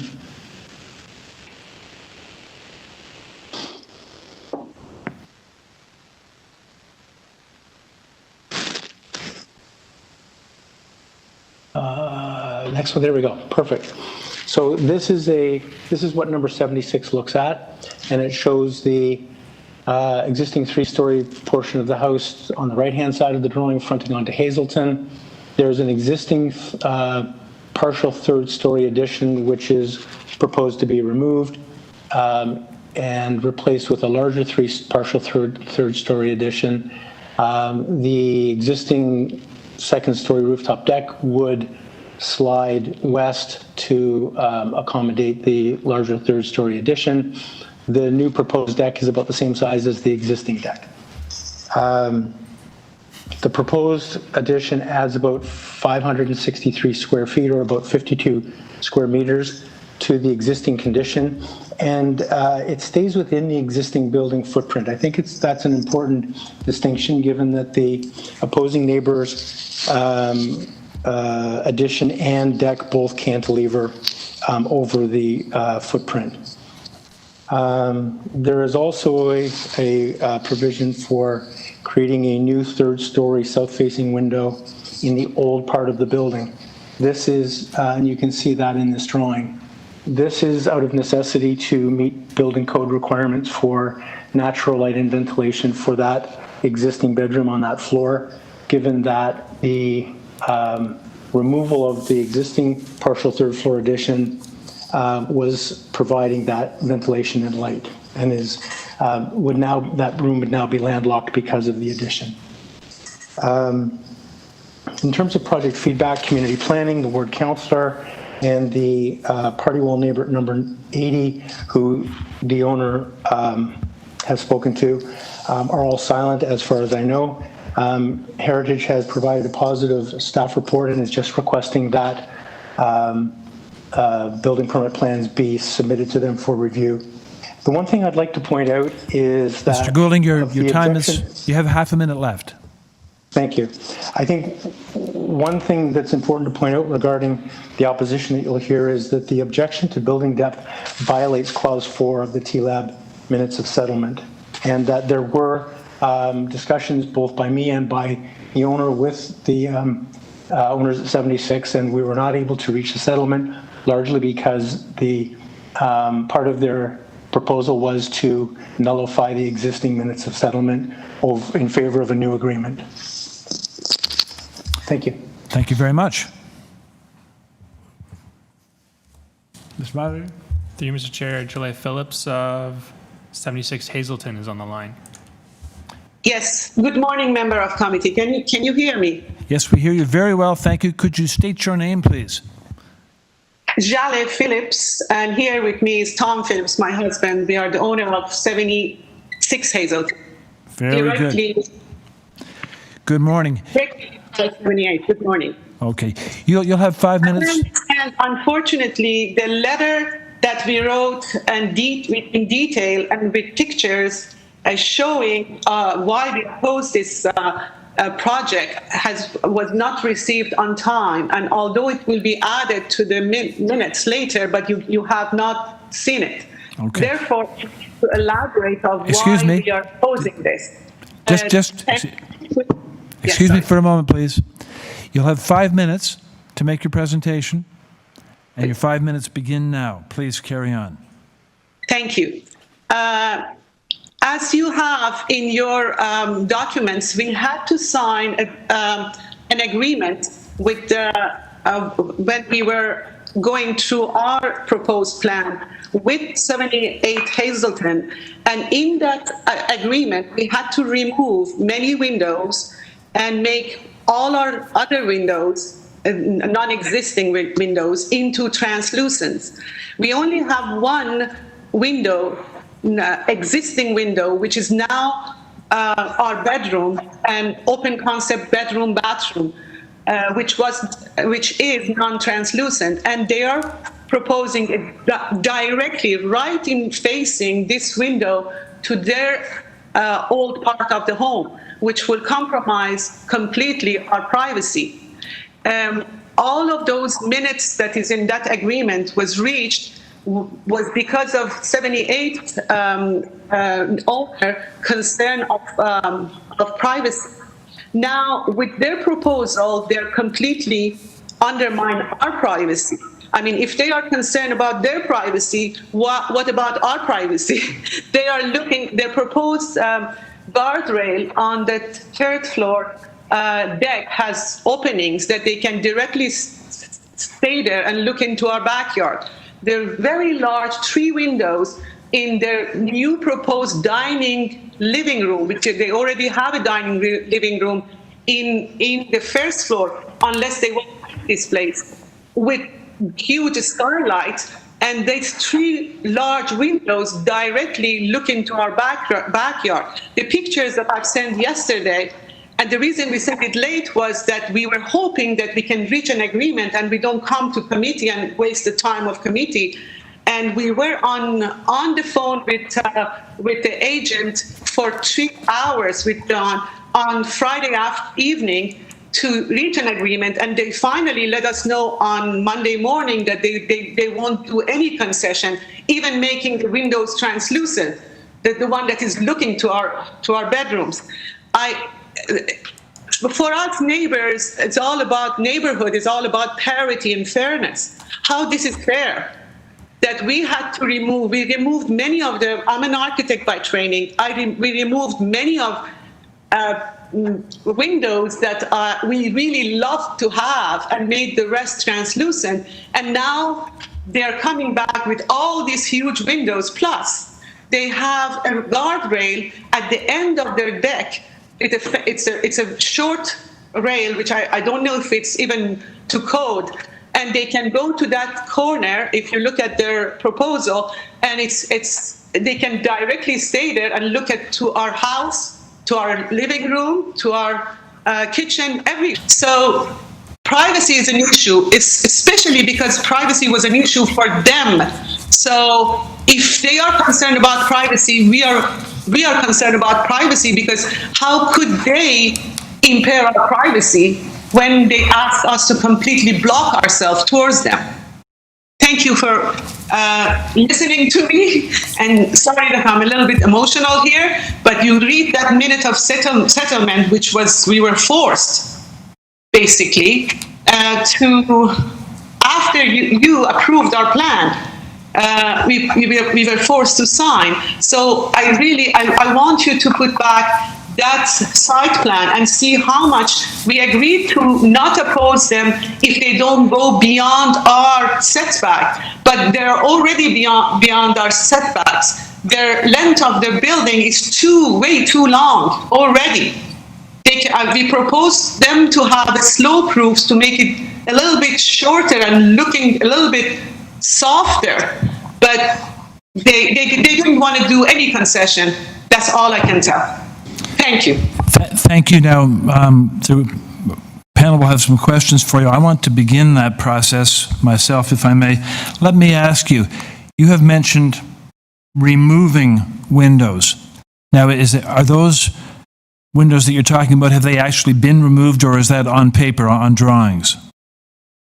No, it's actually one window that you see on the drawings that is on the angle. We completely removed that because we didn't want to have too many translucent windows.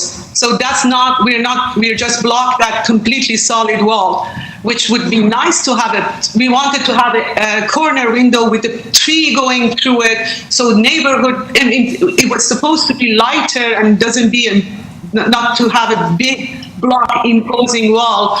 But we removed that whole window. The whole window that there is removed. Okay. And so we reduced the amount of window you see that you approved, but also made a concession and made an agreement to make some of the rest that is in that minute of agreement translucent. Why did you feel access to our driveway for their, many things that we had to do that because otherwise they would delay us for another 2 years. Let me ask you something. You said that you felt forced to sign this agreement. Why did you feel forced to sign that agreement? Because we lost a lot of time. I'm a cancer patient. My husband and I, this is our retirement home. This is our entire investment. They opposed our approved committee of adjustment on the Friday, on the last minute that they could do. I mean, they didn't even give us the 3 weeks. They opposed it right on the very last minute to take us to TLAB. So, and then we had to sit with them, and then we met with this neighbor many times. We requested them to sit with us and tell us what they want us to do. Even making an appointment with them was like 3 months to sit with them and see what they want. So just before the TLAB was supposed to happen, they agreed to meet with us, and we did sign this agreement. We didn't want to drag on and on and on. It's all money and time that I don't have, and my husband doesn't have. I understand now. Thank you. I'm going to see if my fellow panel members have further questions for you. Panel members? I have one question. So basically, you are okay. I have one question. So basically, you are okay with all the variances if those classes and privacy and all those things are resolved. Am I right? We want them not to cut that new existing new window to their old part of the home, because they can, I don't know, they can sell it and the translucency can become something else. That they have enough bedrooms. Look at their drawing. that, I don't know, they can change that drawing. It doesn't need to be a bedroom there. They can make it to a washroom or whatever. It can be, that window is most important for us. And also those 3 other windows, they have a skylight there. They have to reduce those windows. Okay.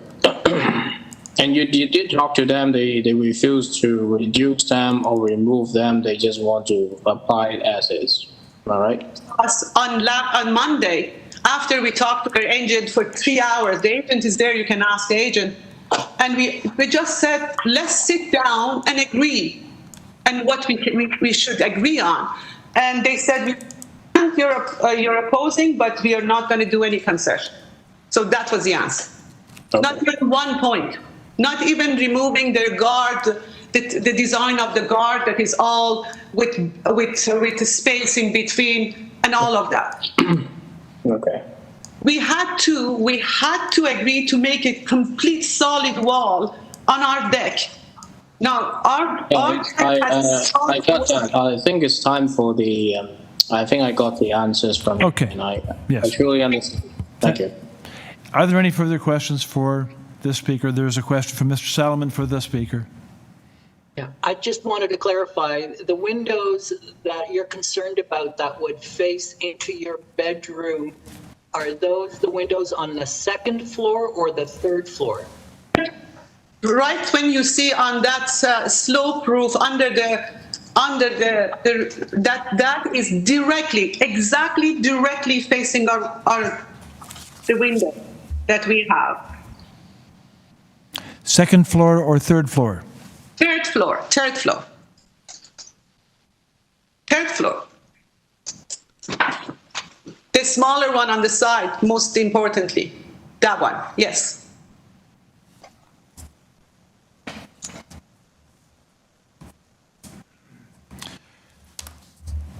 Thank you. Mr. Moderator, do we have the applicant with us? Applicant? Yes.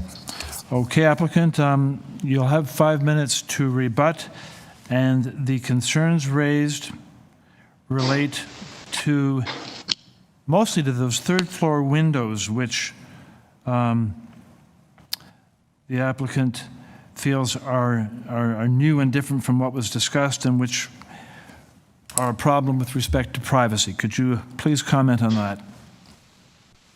Sure, thank you. I wanted to point out that number 76 is under construction and they're substantially completed their framing, so they are well on their way to having their dream home, and it's going to be quite pretty, I think. The setbacks that were mentioned regarding building depth and setback regarding the T-Lab, the setbacks are a non-issue because there are no setback variances being requested here. Regarding building depth that was mentioned, the building depth that's being proposed is 23.26 meters, and that is compared to the approved depth of number 76, which is 25.63 meters. So the proposed property is about 2.3 meters or almost 8 feet shorter than the depth of the adjacent property. So this is the grounds for my mentioning that objecting to the building depth violates the clause that was agreed to in the TLAB minutes of settlement. Regarding the other 2 issues, windows, if you look at SK2, you'll see this is supplementary material.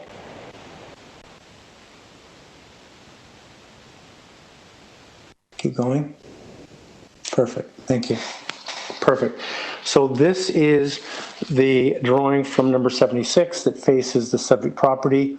And you can see that superimposed on that elevation is the proposed 3rd story addition on number 76, including the deck and the windows.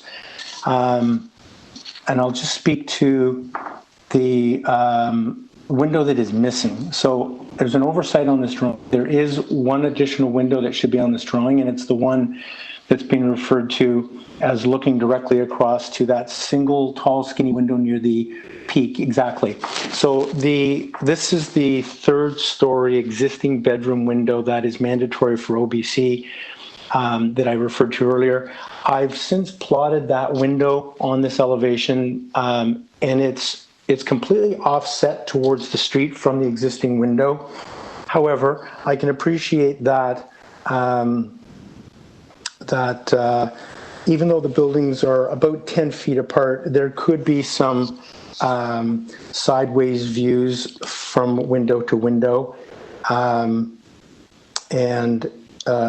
This is something that I think there are a number of ways of mitigating this without eliminating a window which is mandatory for OBC. The other two windows are shown on this diagram, and they're dotted in. These are the proposed windows in the addition, and as you can see that they look directly across to either the third-story blank building wall of number 76 addition or to translucent windows. So there is no chance for any privacy issue regarding those windows. Privacy issues for the deck. Number 76 deck, original design showed large screen, which you can see on the west end of that SK2 drawing. And the committee decision mandated a condition upon approval that the owners continue a privacy screen across the entire length of the deck, both on the north and the south side. So their mandatory screening would do the job for screening in both directions. However, notwithstanding that, my client has proposed by design an additional privacy screening, which, as number 76 pointed out, does not extend all the way to the end of the deck. It falls about 2 feet short of the deck, and this is because the deck at that point steps back from both property lines to follow the footprint of the bay window below, and so it ties in with the open metal railing that goes across the west end of the deck. So it's a design decision, and given that the opposing deck is completely privacy screened, it didn't seem to be impactful to do it this way. I think I have addressed all of the opposing comments. Thank you. Panel members, questions for the applicant? Go ahead, Mr. Salomon.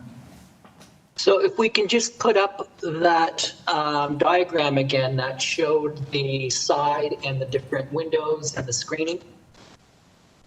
And my question was then, is the applicant then proposing for that one window on the far left side, which they indicated might be some view issues if you looked sideways? What are you proposing to do to address that? You indicated there were a number of options. And then secondly, the question on the privacy screening on your proposed deck. Are you prepared to put privacy screening on that side? Shall I respond? Please do. Thank you. So just to clarify, there is already privacy screening proposed on the north and the south side of the deck at 78, and the small portion at the far west end that is showing as open railing that extends across the width of the deck doesn't, as I said before, doesn't pose any privacy issues for the adjacent neighbor because their deck is completely screened as per the Committee of Adjustment decision and condition for approval back in 2018. So given that they're fully screened, we actually, any of our screening is completely redundant. However, screening has been provided as a design feature for number 78, not specifically to provide redundant screening for number 76. So for us, we see it as a non-issue. The overlooking for privacy has been dealt with back in 2018, 100%, as far as we can see. Regarding the necessary Ontario Building Code window for that existing bedroom that becomes landlocked, I suppose the simplest way of avoiding overlooking from that bedroom window into the opposing or the opposite bathroom window is to use blinds.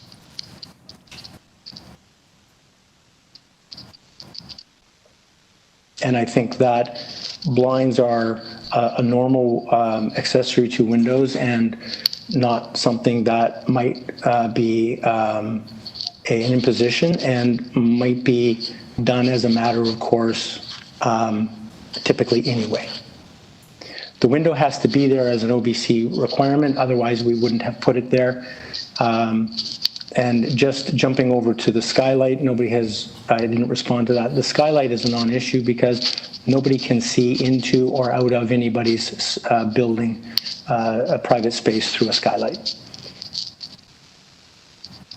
And could I just jump in and ask you a question? So I understand that you have this limited distance issue, and that's why. Can you keep that view, that drawing on the screen, please? Thank you. So you have a new fire shutter that's basically going to be installed on the outside of your building, right?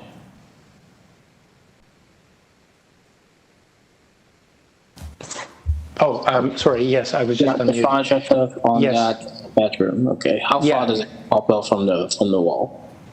Sorry? 12 inch? Like how far, like how deep, how far does it pop out from the wall? Typically for small windows like this, it's about a 10-inch projection. 10-inch projection, okay. And you only need that on that side, okay. And I mean, we would have opted for no fire shutter, but use the alternative workaround, which is typically fire rated glass in a fire rated frame, but that would require that for it to have its fire rating properties intact, it would have to be a non-operating window.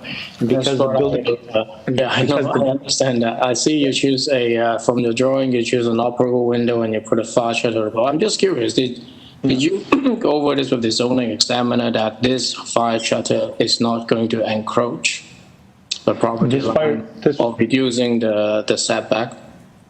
That's exactly why this fire shutter was shown on the drawings that were submitted for the ZZC. So these are the same drawings. Okay, good. So you're pretty sure that, because, you know, the building inspector, when it comes, they see that, you might have to come back to us with that. Yeah, and that's why I specifically address window shutters in case there's any architectural detail or accessory encroachment that isn't waived by provisions in the code, in the bylaw. All right.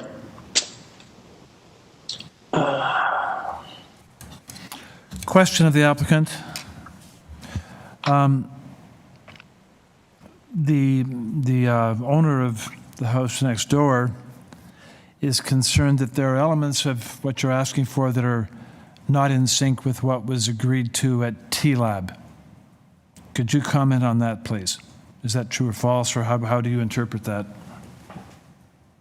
I don't believe that I am aware of any specifics that were cited in this meeting that contradict the T-Lab agreement. And I guess largely because this addition was not even contemplated at the time the T-Lab agreement was made. So I'm not sure how any aspects of this can contravene an agreement that from 2 or 2+ years ago, with the one exception being the building depth provision, which we have satisfied and are almost 3 meters less than what, 2.3 meters less than what the T-Lab agreement allowed for number 78. Okay, thank you. And my final question, just you made a comment that puzzled me. I want to make sure I understand it. You commented with respect to the north elevation drawing that there was, your words, one window missing. Could you explain what you meant by that, please? Yes, when drawing SK2 was prepared, it showed the proposed addition with its windows and deck superimposed on the elevation of number 76. It did not, by unintentional oversight. It did not include projecting or superimposing this third-story bedroom window onto the elevation. And so when I spoke with Tom and Jella regarding this proposal, they pointed that out, and so I went back and checked to see what the relationship was between the two windows, and they are offset completely from each other. However, there could be some orthogonal views between the two windows. Thank you. Further questions of the applicant? Panel members? If there are no further questions of the applicant, then panel will take the application into committee for comments, if any, and a decision. Committee members?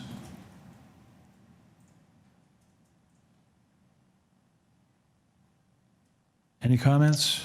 No? Well, my comment is it's always difficult when two neighbors are having difficulties and there's trying to reach an agreement and they're not able to, and that's unfortunate. I do believe that the proposed variances are minor, and I would put forward a motion to approve, and I believe there are heritage preservation service conditions. Motion to approve by Mr. Salomon, heritage preservation to apply. Second by Mr. Reid. All those in favor, show of hands, please. The application is approved, subject to heritage preservation conditions. Thank you. And thank you to all moves along. concerned. Committee moves to 232 GLENROSE Avenue, application number 15.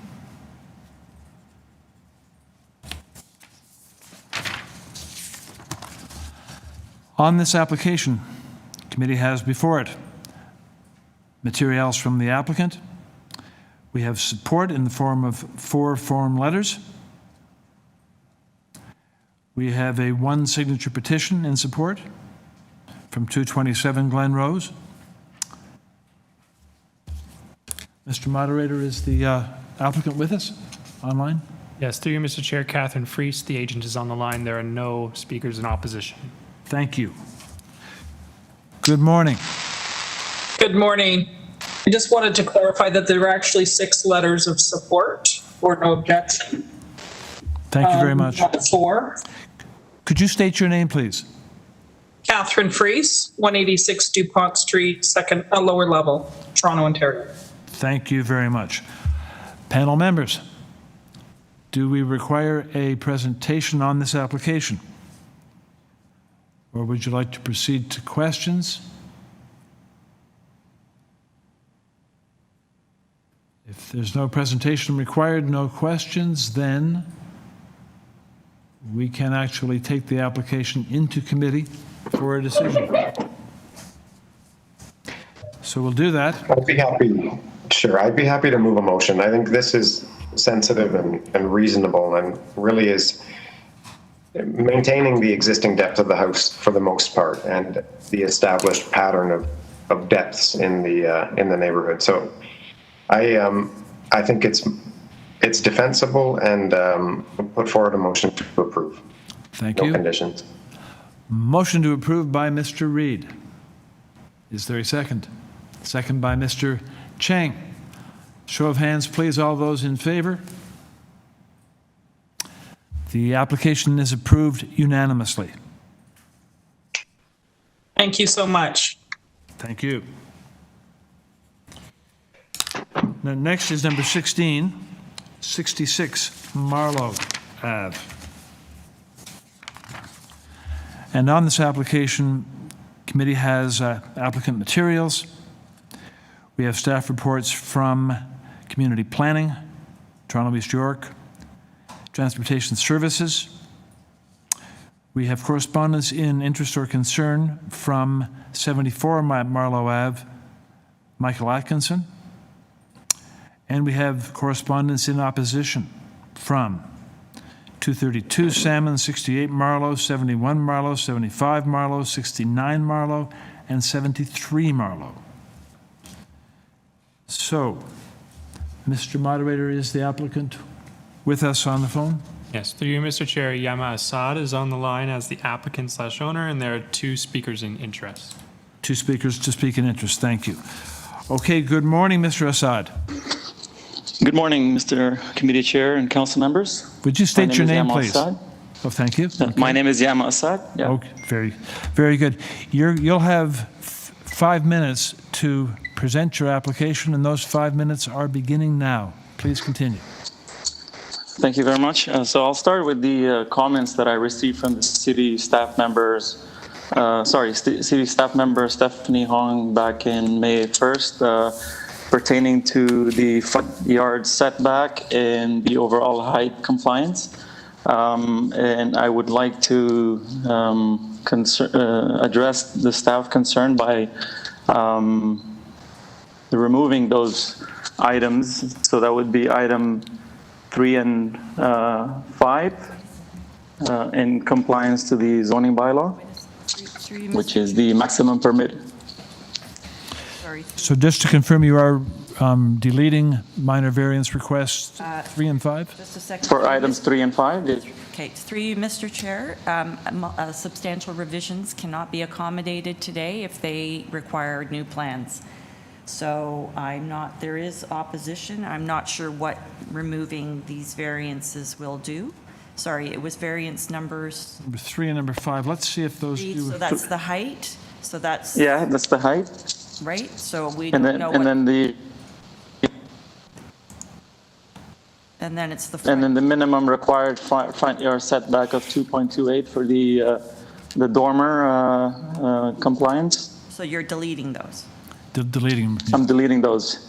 And is there any other impact on any of the other variances? And then variance item number 6, the exterior stairs providing access to the building structure, which encroaches on the front line property line of less than 0.6 meters. I'd like to also remove that. Does the committee require revised plans for these revisions? Or are you I think because they're proceeding with just deleting them? I think because they are making the application less onerous that we're okay with them. Okay.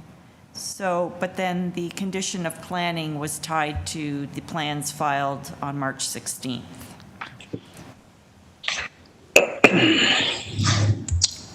Right. It makes it so difficult to understand how we can get down to the basement now if these variants are removed without seeing drawings.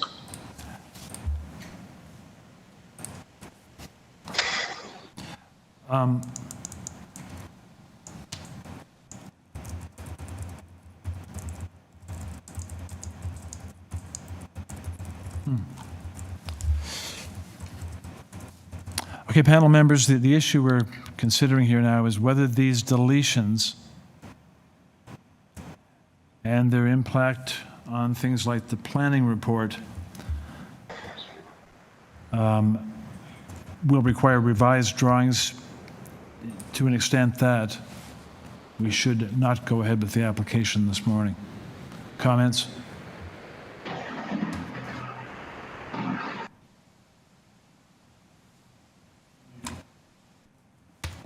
Relatively small. So Sorry, Peter. I'm thinking we should. Sorry to interrupt you. You were muted for the first little bit of your comment. Sorry about that. I think the deletions that are being put forward are relatively small. So I personally would rather just hear this as it's being presented. Okay. That's fine. Other comments? I'm of the same mind. Yeah, okay. I think I can try to imagine that by looking at the drawings, but just try to describe your deletion in your presentation as well, please. How you can achieve it, I mean, with the access you're deleting them. The stair access, the exterior stairs providing pedestrian access to the structure. Yes, I guess let's the chairman start the presentation again so that they can count it to 5 minutes. And yeah, I'm just basically my comment that in order to proceed, I recommend you to describe better how you are changing the plan to achieve that, having those variants removed. And it's also for you to explain to your neighbors how you are improving your design to address their concerns. Yeah, so the exterior stairs were previously 0.6 meters from the property line, and I proposed to have them at 0 meter because of the rise and the run not being in compliance to the building code because it's such an old house. So I'm removing that by pushing it into the porch because I'm renovating the porch, so the stairs will become part of the porch. And that's how I would gain the space for the building code compliant rise and runs for the new improved stair to the main building.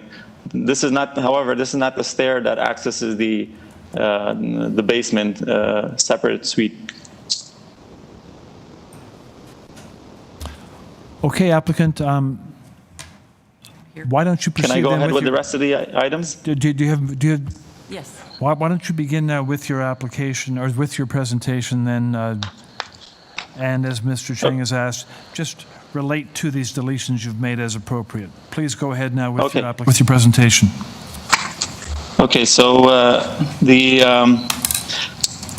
lot coverage, I'd like to, the current permitted is 35%, and the design proposal is the variance is for 40%. That's what's being asked for here in the application. If we look at other properties here on this street, there are many examples that exceeds the 35% lot coverage.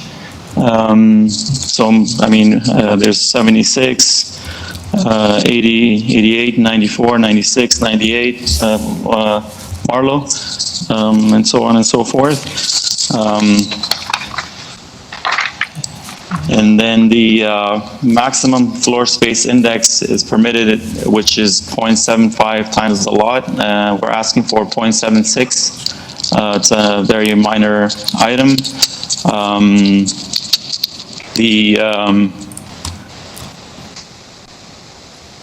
So items number 1 and 7, which is the pedestrian access from the front of the property to the basement, and having a separate suite in the basement. These are the major items that I'd like to discuss. I mean, my argument for having a separate suite and not being able to provide a side entrance or a rear entrance due to the lot size and side setbacks, so I'm forced to have it at the front. The argument being is the R zone in large part has been protected to keep the neighborhoods, especially these neighborhoods, a great place to raise families. But in our, you know, the current climate, the housing climate that we're in, most families can't afford to live in these neighborhoods, and what has resulted is the R zone shrinking in population while the city's overall population is increasing.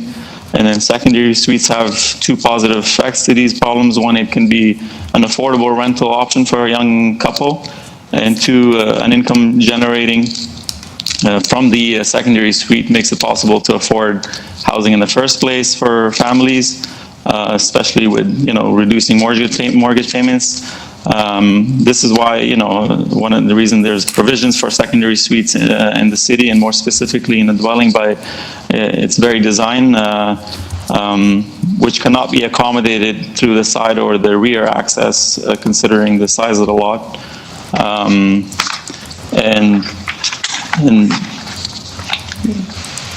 in the design, as you can see, if we go to the ground floor plan, and or even the rendering that's on the front page, this, if you could go back to the front page, just to zoom in on the front of the house.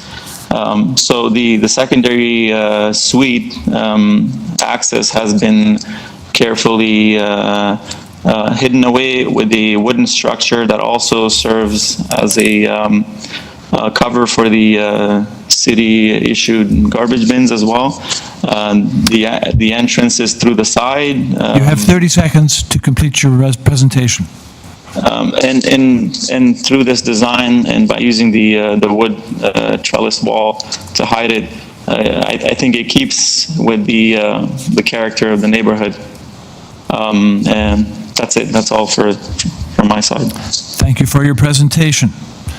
Mr. Moderator, do we have Mr. Argyropoulos on the line? Sure thing. One moment. Mr. Argyropoulos? Yes, I'm here. Could you, good morning to you. Could you state your name, please? Roger Argyropoulos. Thank you. Now, you'll have 5 minutes to make your presentation, and those 5 minutes are beginning now. Please go ahead. Thank you. So my mother submitted some written submissions on the 15th of July, so it's on one page. As you can see, the concern focuses on item number 1 in terms of where the actual entrance to that secondary suite in the basement will be. I heard Mr. Assad's repeat that it will not be on the side of the property or the back of the property. My mother's concern, and my dad lives there as well, obviously, is that there'd be no trespass on their lands, and hence, obviously, no side entrance or back entrance. In terms of the front entrance, we are not objecting. My mother is not objecting to the individual having a front entrance to the property. In terms of the other items, there's nothing my folks want to say with respect to that. So this is more of a clarification that there is not going to be any side entrance because there's obviously no right-of-way. And there's no easement of any sort over the lands at 232 Salmon Avenue. So we want to be abundantly clear that if approved, there's obviously no trespass, no side entrance, no back entrance to the secondary suite in the basement. And those are my comments. Thank you very much. Panel members. Thanks.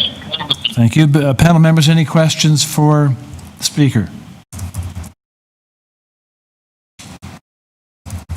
Panel members, I guess not. Okay, then.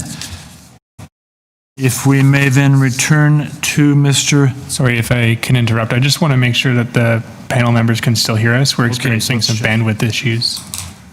We're just checking now to see if the panel's intact. Peter, Nimrod, Aaron, can you hear us? Yes, I can. Yeah. Yes, I can. Okay, so there's just video issues right now. I don't see an issue with proceeding. I think we can proceed. Panel members are aware that we don't have you visually, so if we do get to a motion, then you'll need to voice your vote. And we've heard from the speaker from the house next door. We'll now go back to the applicant, Mr. Assad, for his comments. Not much rebuttal needed, but you could explain your intention with respect to... Through you, Mr. Chair, there's one more speaker in opposition, Matthew Snowball, who I can put on the line. Thank you very much. No problem. Pardon me. Mr. Snowball, good morning. Hi, good morning. Can everybody hear me? We hear you very well. Yes, you're with the committee now. Could you state your name, please? Awesome, thank you. My name is Matthew Snowball. You will have 5 minutes to make your presentation, and those 5... My name is Matthew Snowball. You will have 5 minutes to make your presentation, and those 5 minutes are starting now. Please go on. So I'm the owner of 230 Salmon Avenue. So the end of my yard, the end of my backyard, will be where the second story addition is at the back of the yard. And it's, in my opinion, a massive invasion of privacy. The reason why I bought the property in the first place was a tranquil backyard that had no neighbors behind. In terms of I could just view all the way down the back of MARLOW. It was a beautiful view, lots of trees. So this would completely block my view. I appreciate it sounds like they're cladding it in wood, which is a nice finish, but it's still going to block my view of basically looking out and taking in the tranquil setting of the backyard. Now, in terms of the tree protection zone, I believe the trees that he's talking about are in my backyard in lot 53. Now, currently, there are no tree protection zones put in, and this second story addition has already been built. So I can't understand why they're not respecting the tree protection zones, and I can't understand how they've built this extension without the permission from the Community of Adjustments.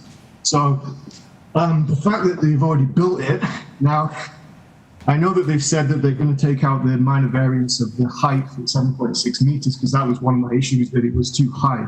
And again, that's a height issue that's blocking sunlight coming into the garden, and again, just not very nice to look at.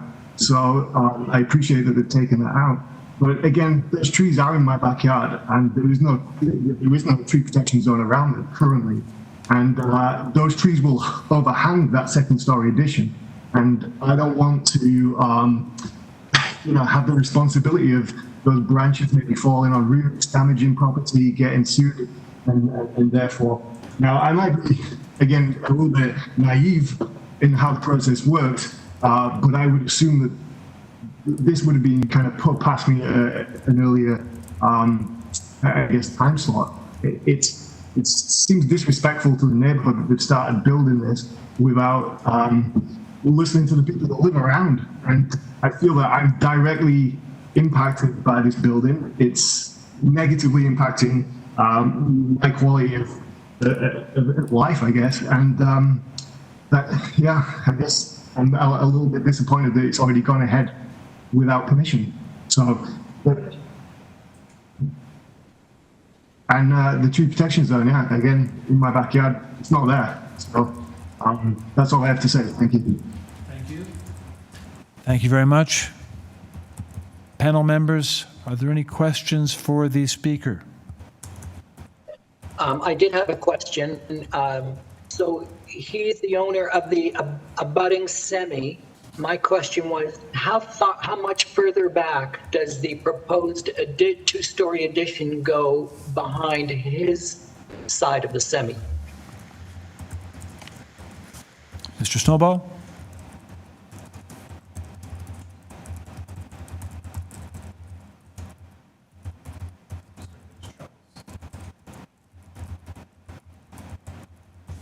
Sorry, there seems to be an issue with the unmute function. Just one moment.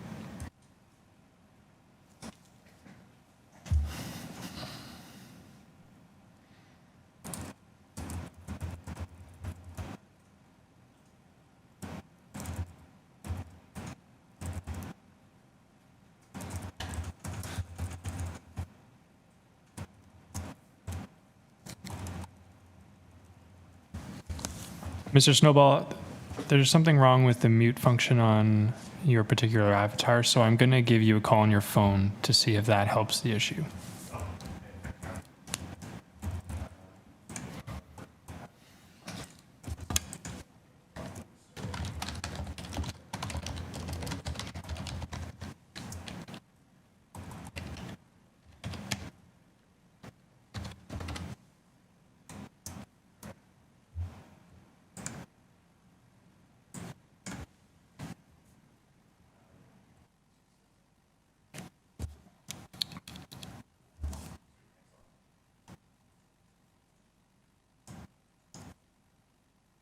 Hello?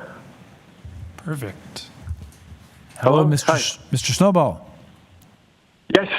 Oh, very good. Glad we're connected again. There was a question for you from panel member Mr. Salomon. Yes, sorry. My internet just cut out. It's just put back on. Let me just, should I hang up or let me just mute the computer. There we go. Can you guys hear me with no echo? That's perfect, Mr. Snowball. Thank you. Okay, so sorry, I missed the question. The internet just went down and it just cut out.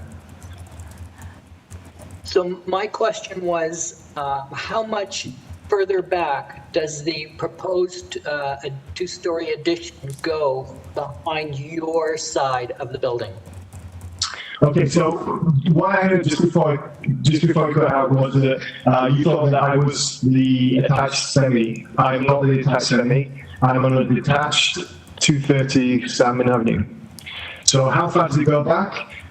It covers pretty much the entire length of the back of my property line.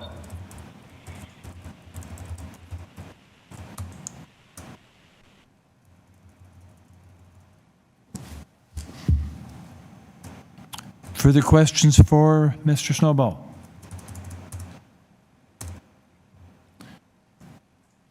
Hearing none, then, we shall return. Do we, moderator, have Mr. Assad? Mr. Assad? Yes, I'm here. Yes, I'm here. Very good. Okay, so this is your opportunity to respond. So I tried to reach out. I did reach out to Frank Ardoropoulos, who's my neighbor, and I discussed the entrance issue with him, and I explained to him that I will not be encroaching on his property or have a side entrance or an access to the back area of the house through his property. And so that was explained to him as well. And also, sorry, Mr. Snowball, is he from 230 or 226? 230. 230. 230. So I tried to reach out to him as well, but it seems like the house is being rented out currently. And so I thought, since there are renters there and they probably don't have any issue with the addition. And the addition currently is 1.2 meters, extends 1.2 meters beyond the limit of the current semi that's to my north. I'm keeping within the 7-meter height limit. Previously, there was a 1-story kitchen in this area, which I demolished and replaced with an extension of the basement below and a larger kitchen on the ground floor and a 3rd bedroom on the 2nd floor. There is a tree there, and I have applied to Urban Forestry, and I have gotten their approval, and I have a tree protection there in my backyard with the red fence, the orange fence, and I have, because of the proximity of that large tree that's in the property of Mr. Snowball, I have put in tree protection, horizontal ground protection per the Urban Forestry's recommendation and through my Urban Forestry consultant. So those provisions are there in place. They can be viewed anytime. Again, I guess Mr. Snowball, because he doesn't live there, he hasn't seen these things. So my recommendation is for him to introduce himself and come visit the site. And as for going ahead and building the addition, we were hoping to have our hearing back in April, and it was because of the circumstances we're in, it was canceled or extended to July. And so we are currently renting, and we're hoping to have this house finished for September so we can move in. And due to that, and we just couldn't wait for the committee of adjustment and the deferred hearing date. That's the reason for going ahead and constructing the addition in the back. Thank you. Are there any further questions for Mr. Assad of the panel? If none, then panel can take the application into committee for comments, a decision. So panel, please be advised that I cannot do a show of hands on this vote when we have a motion because I can't see you. So I will I'll actually go through one by one, reading your names and asking you to register your vote verbally. Are there any comments on the application?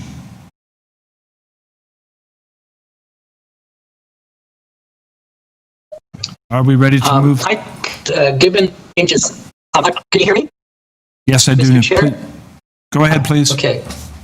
My comments are that given that some of the variances have been removed, I think now that the application is more appropriate. I think that the way that the basement stairs have been screened from the front, it's difficult to know from the walking along the street that you would actually see those, that you would not be able to see that. And so I think that's an appropriate screening method. And so those are my comments, and I would put forward a motion to approve the variances, the application as amended, subject to community planning conditions, but not tied to the site plan, but rather just through words to indicate, I believe that it's the second story, that one of the variances applies only to the second story.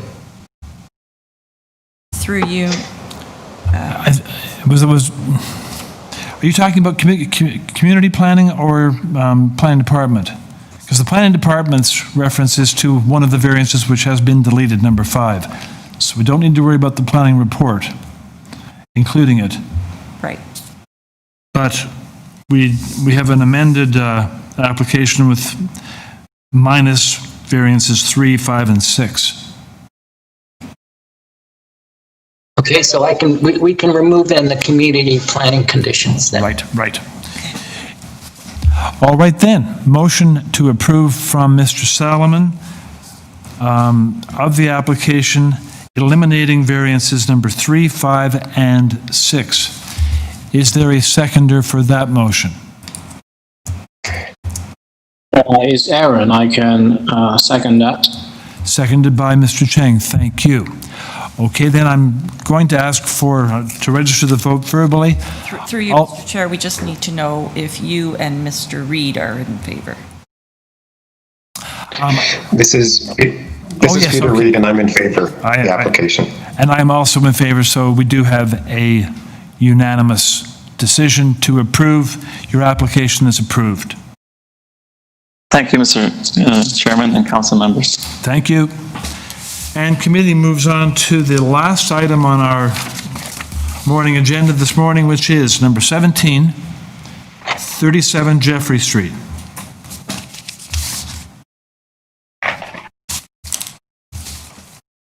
On the 37 Jeffrey Street application, the committee has before it materials submitted by the applicant, plus a 2-signature petition in support, signed by the owner-occupants of 36 Jeffrey. Mr. Moderator, do we have the applicant? Through you, Mr. Chair, David Moscow, the agent, is on the line, and there's one speaker in interest. Very good, okay. Mr. Moscow, good morning. Good morning. Okay. Would you state your name, please? David Moscow. Very good. Mr. Moscow, you'll have 5 minutes to present your presentation, your application, and those 5 minutes are starting now. Please proceed.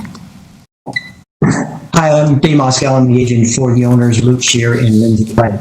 The client proposes to alter the existing 2.5-story detached dwelling by constructing a rear 3rd-story addition in line with the 2 stories. 37 Jeffrey is located in a neighborhood that is predominantly 2.5-story dwellings with liberal areas in the existing 3rd-story roof space. Many have 2-story rears. With small lot frontages of 6 meters at 20 feet, when adding extra floor area, owners are opting to build up in line with existing dwelling walls. This maintains sightlines to the rear of properties in which adjacent homeowners can continue to enjoy. A little history that 43 Jeffrey Street has constructed a 3rd-floor sun deck with trellis roof, and there are three doors adjacent to the applicant. Number 4040 Westminster Avenue, which is directly to the south of the applicant, they've constructed a full 3rd-story addition, which is basically in line with what we are proposing to do to the rear yard. So the 3rd-floor addition will trigger a small variance for 4.3 meters squared or 47 square feet over the allowed floor space index. And the main wall height variance is required as the construction will be on an existing 2nd-story rear dwelling. And we're really just going up 8 feet for top height, and it will be a flat roof. And like I said, letters of support from number 30, 43, and 36 Jeffrey. Thank you very much. Panel members, any questions of Mr. Moscow? No thanks. No questions. In that case, we can take the application. Oh, pardon me. I just want to say there's no question. It's Aaron Chang. Thank you, Aaron. Okay. Very good. In that case, we shall hear from the party waiting on the line to speak. in interest or opposition? Oh, no, I just wanted to say I support it. I just wanted to see what was going on, and I really enjoyed this entire process and watching what happens for each of the properties. So I support. Just a moment, please. Could you state your name? Christopher Liu, L-U-E. Good morning, I'm at 36 Westminster, behind on the street just south. Very good. Thank you for your comment. Does Tiffany Liu wish to speak also? She's downstairs with a 3-year-old and a 6-month-old, so I don't think she can come up right now. Very good. Through you, Mr. Chair, in the future, Mr. Liu, if you'd like to watch the C of A hearings, you can follow along on YouTube. We stream them live, although today we're having a bit of technical difficulty. Okay, awesome. Thank you so much. Thank you for joining us. And with that, the panel completes our 9:30 agenda. We shall reconvene at 1:30 p.m. Sorry, we haven't taken any motion on this application yet. You're quite right. Thank you for correcting me. Panel members will take this application into committee for a decision, please. May I ask for a motion on the application? This is Peter Reid. I'm happy to put forward a motion to approve with no conditions. I think that this is minor and really well masked and fits in with the neighborhood. Motion to approve by Mr. Reid. Is there a second? It's Aaron. I'm seconding Peter's decision, so we can go ahead. Thank you. All right then, I'm going to ask for a vote by Mr. Salomon in favor or against. Mr. Salomon? In favor. And my vote is also in favor, so the application is approved unanimously. You have your application, sir. Thank you very much. Good afternoon. Good afternoon. And with that, we are in recess now until 1:30.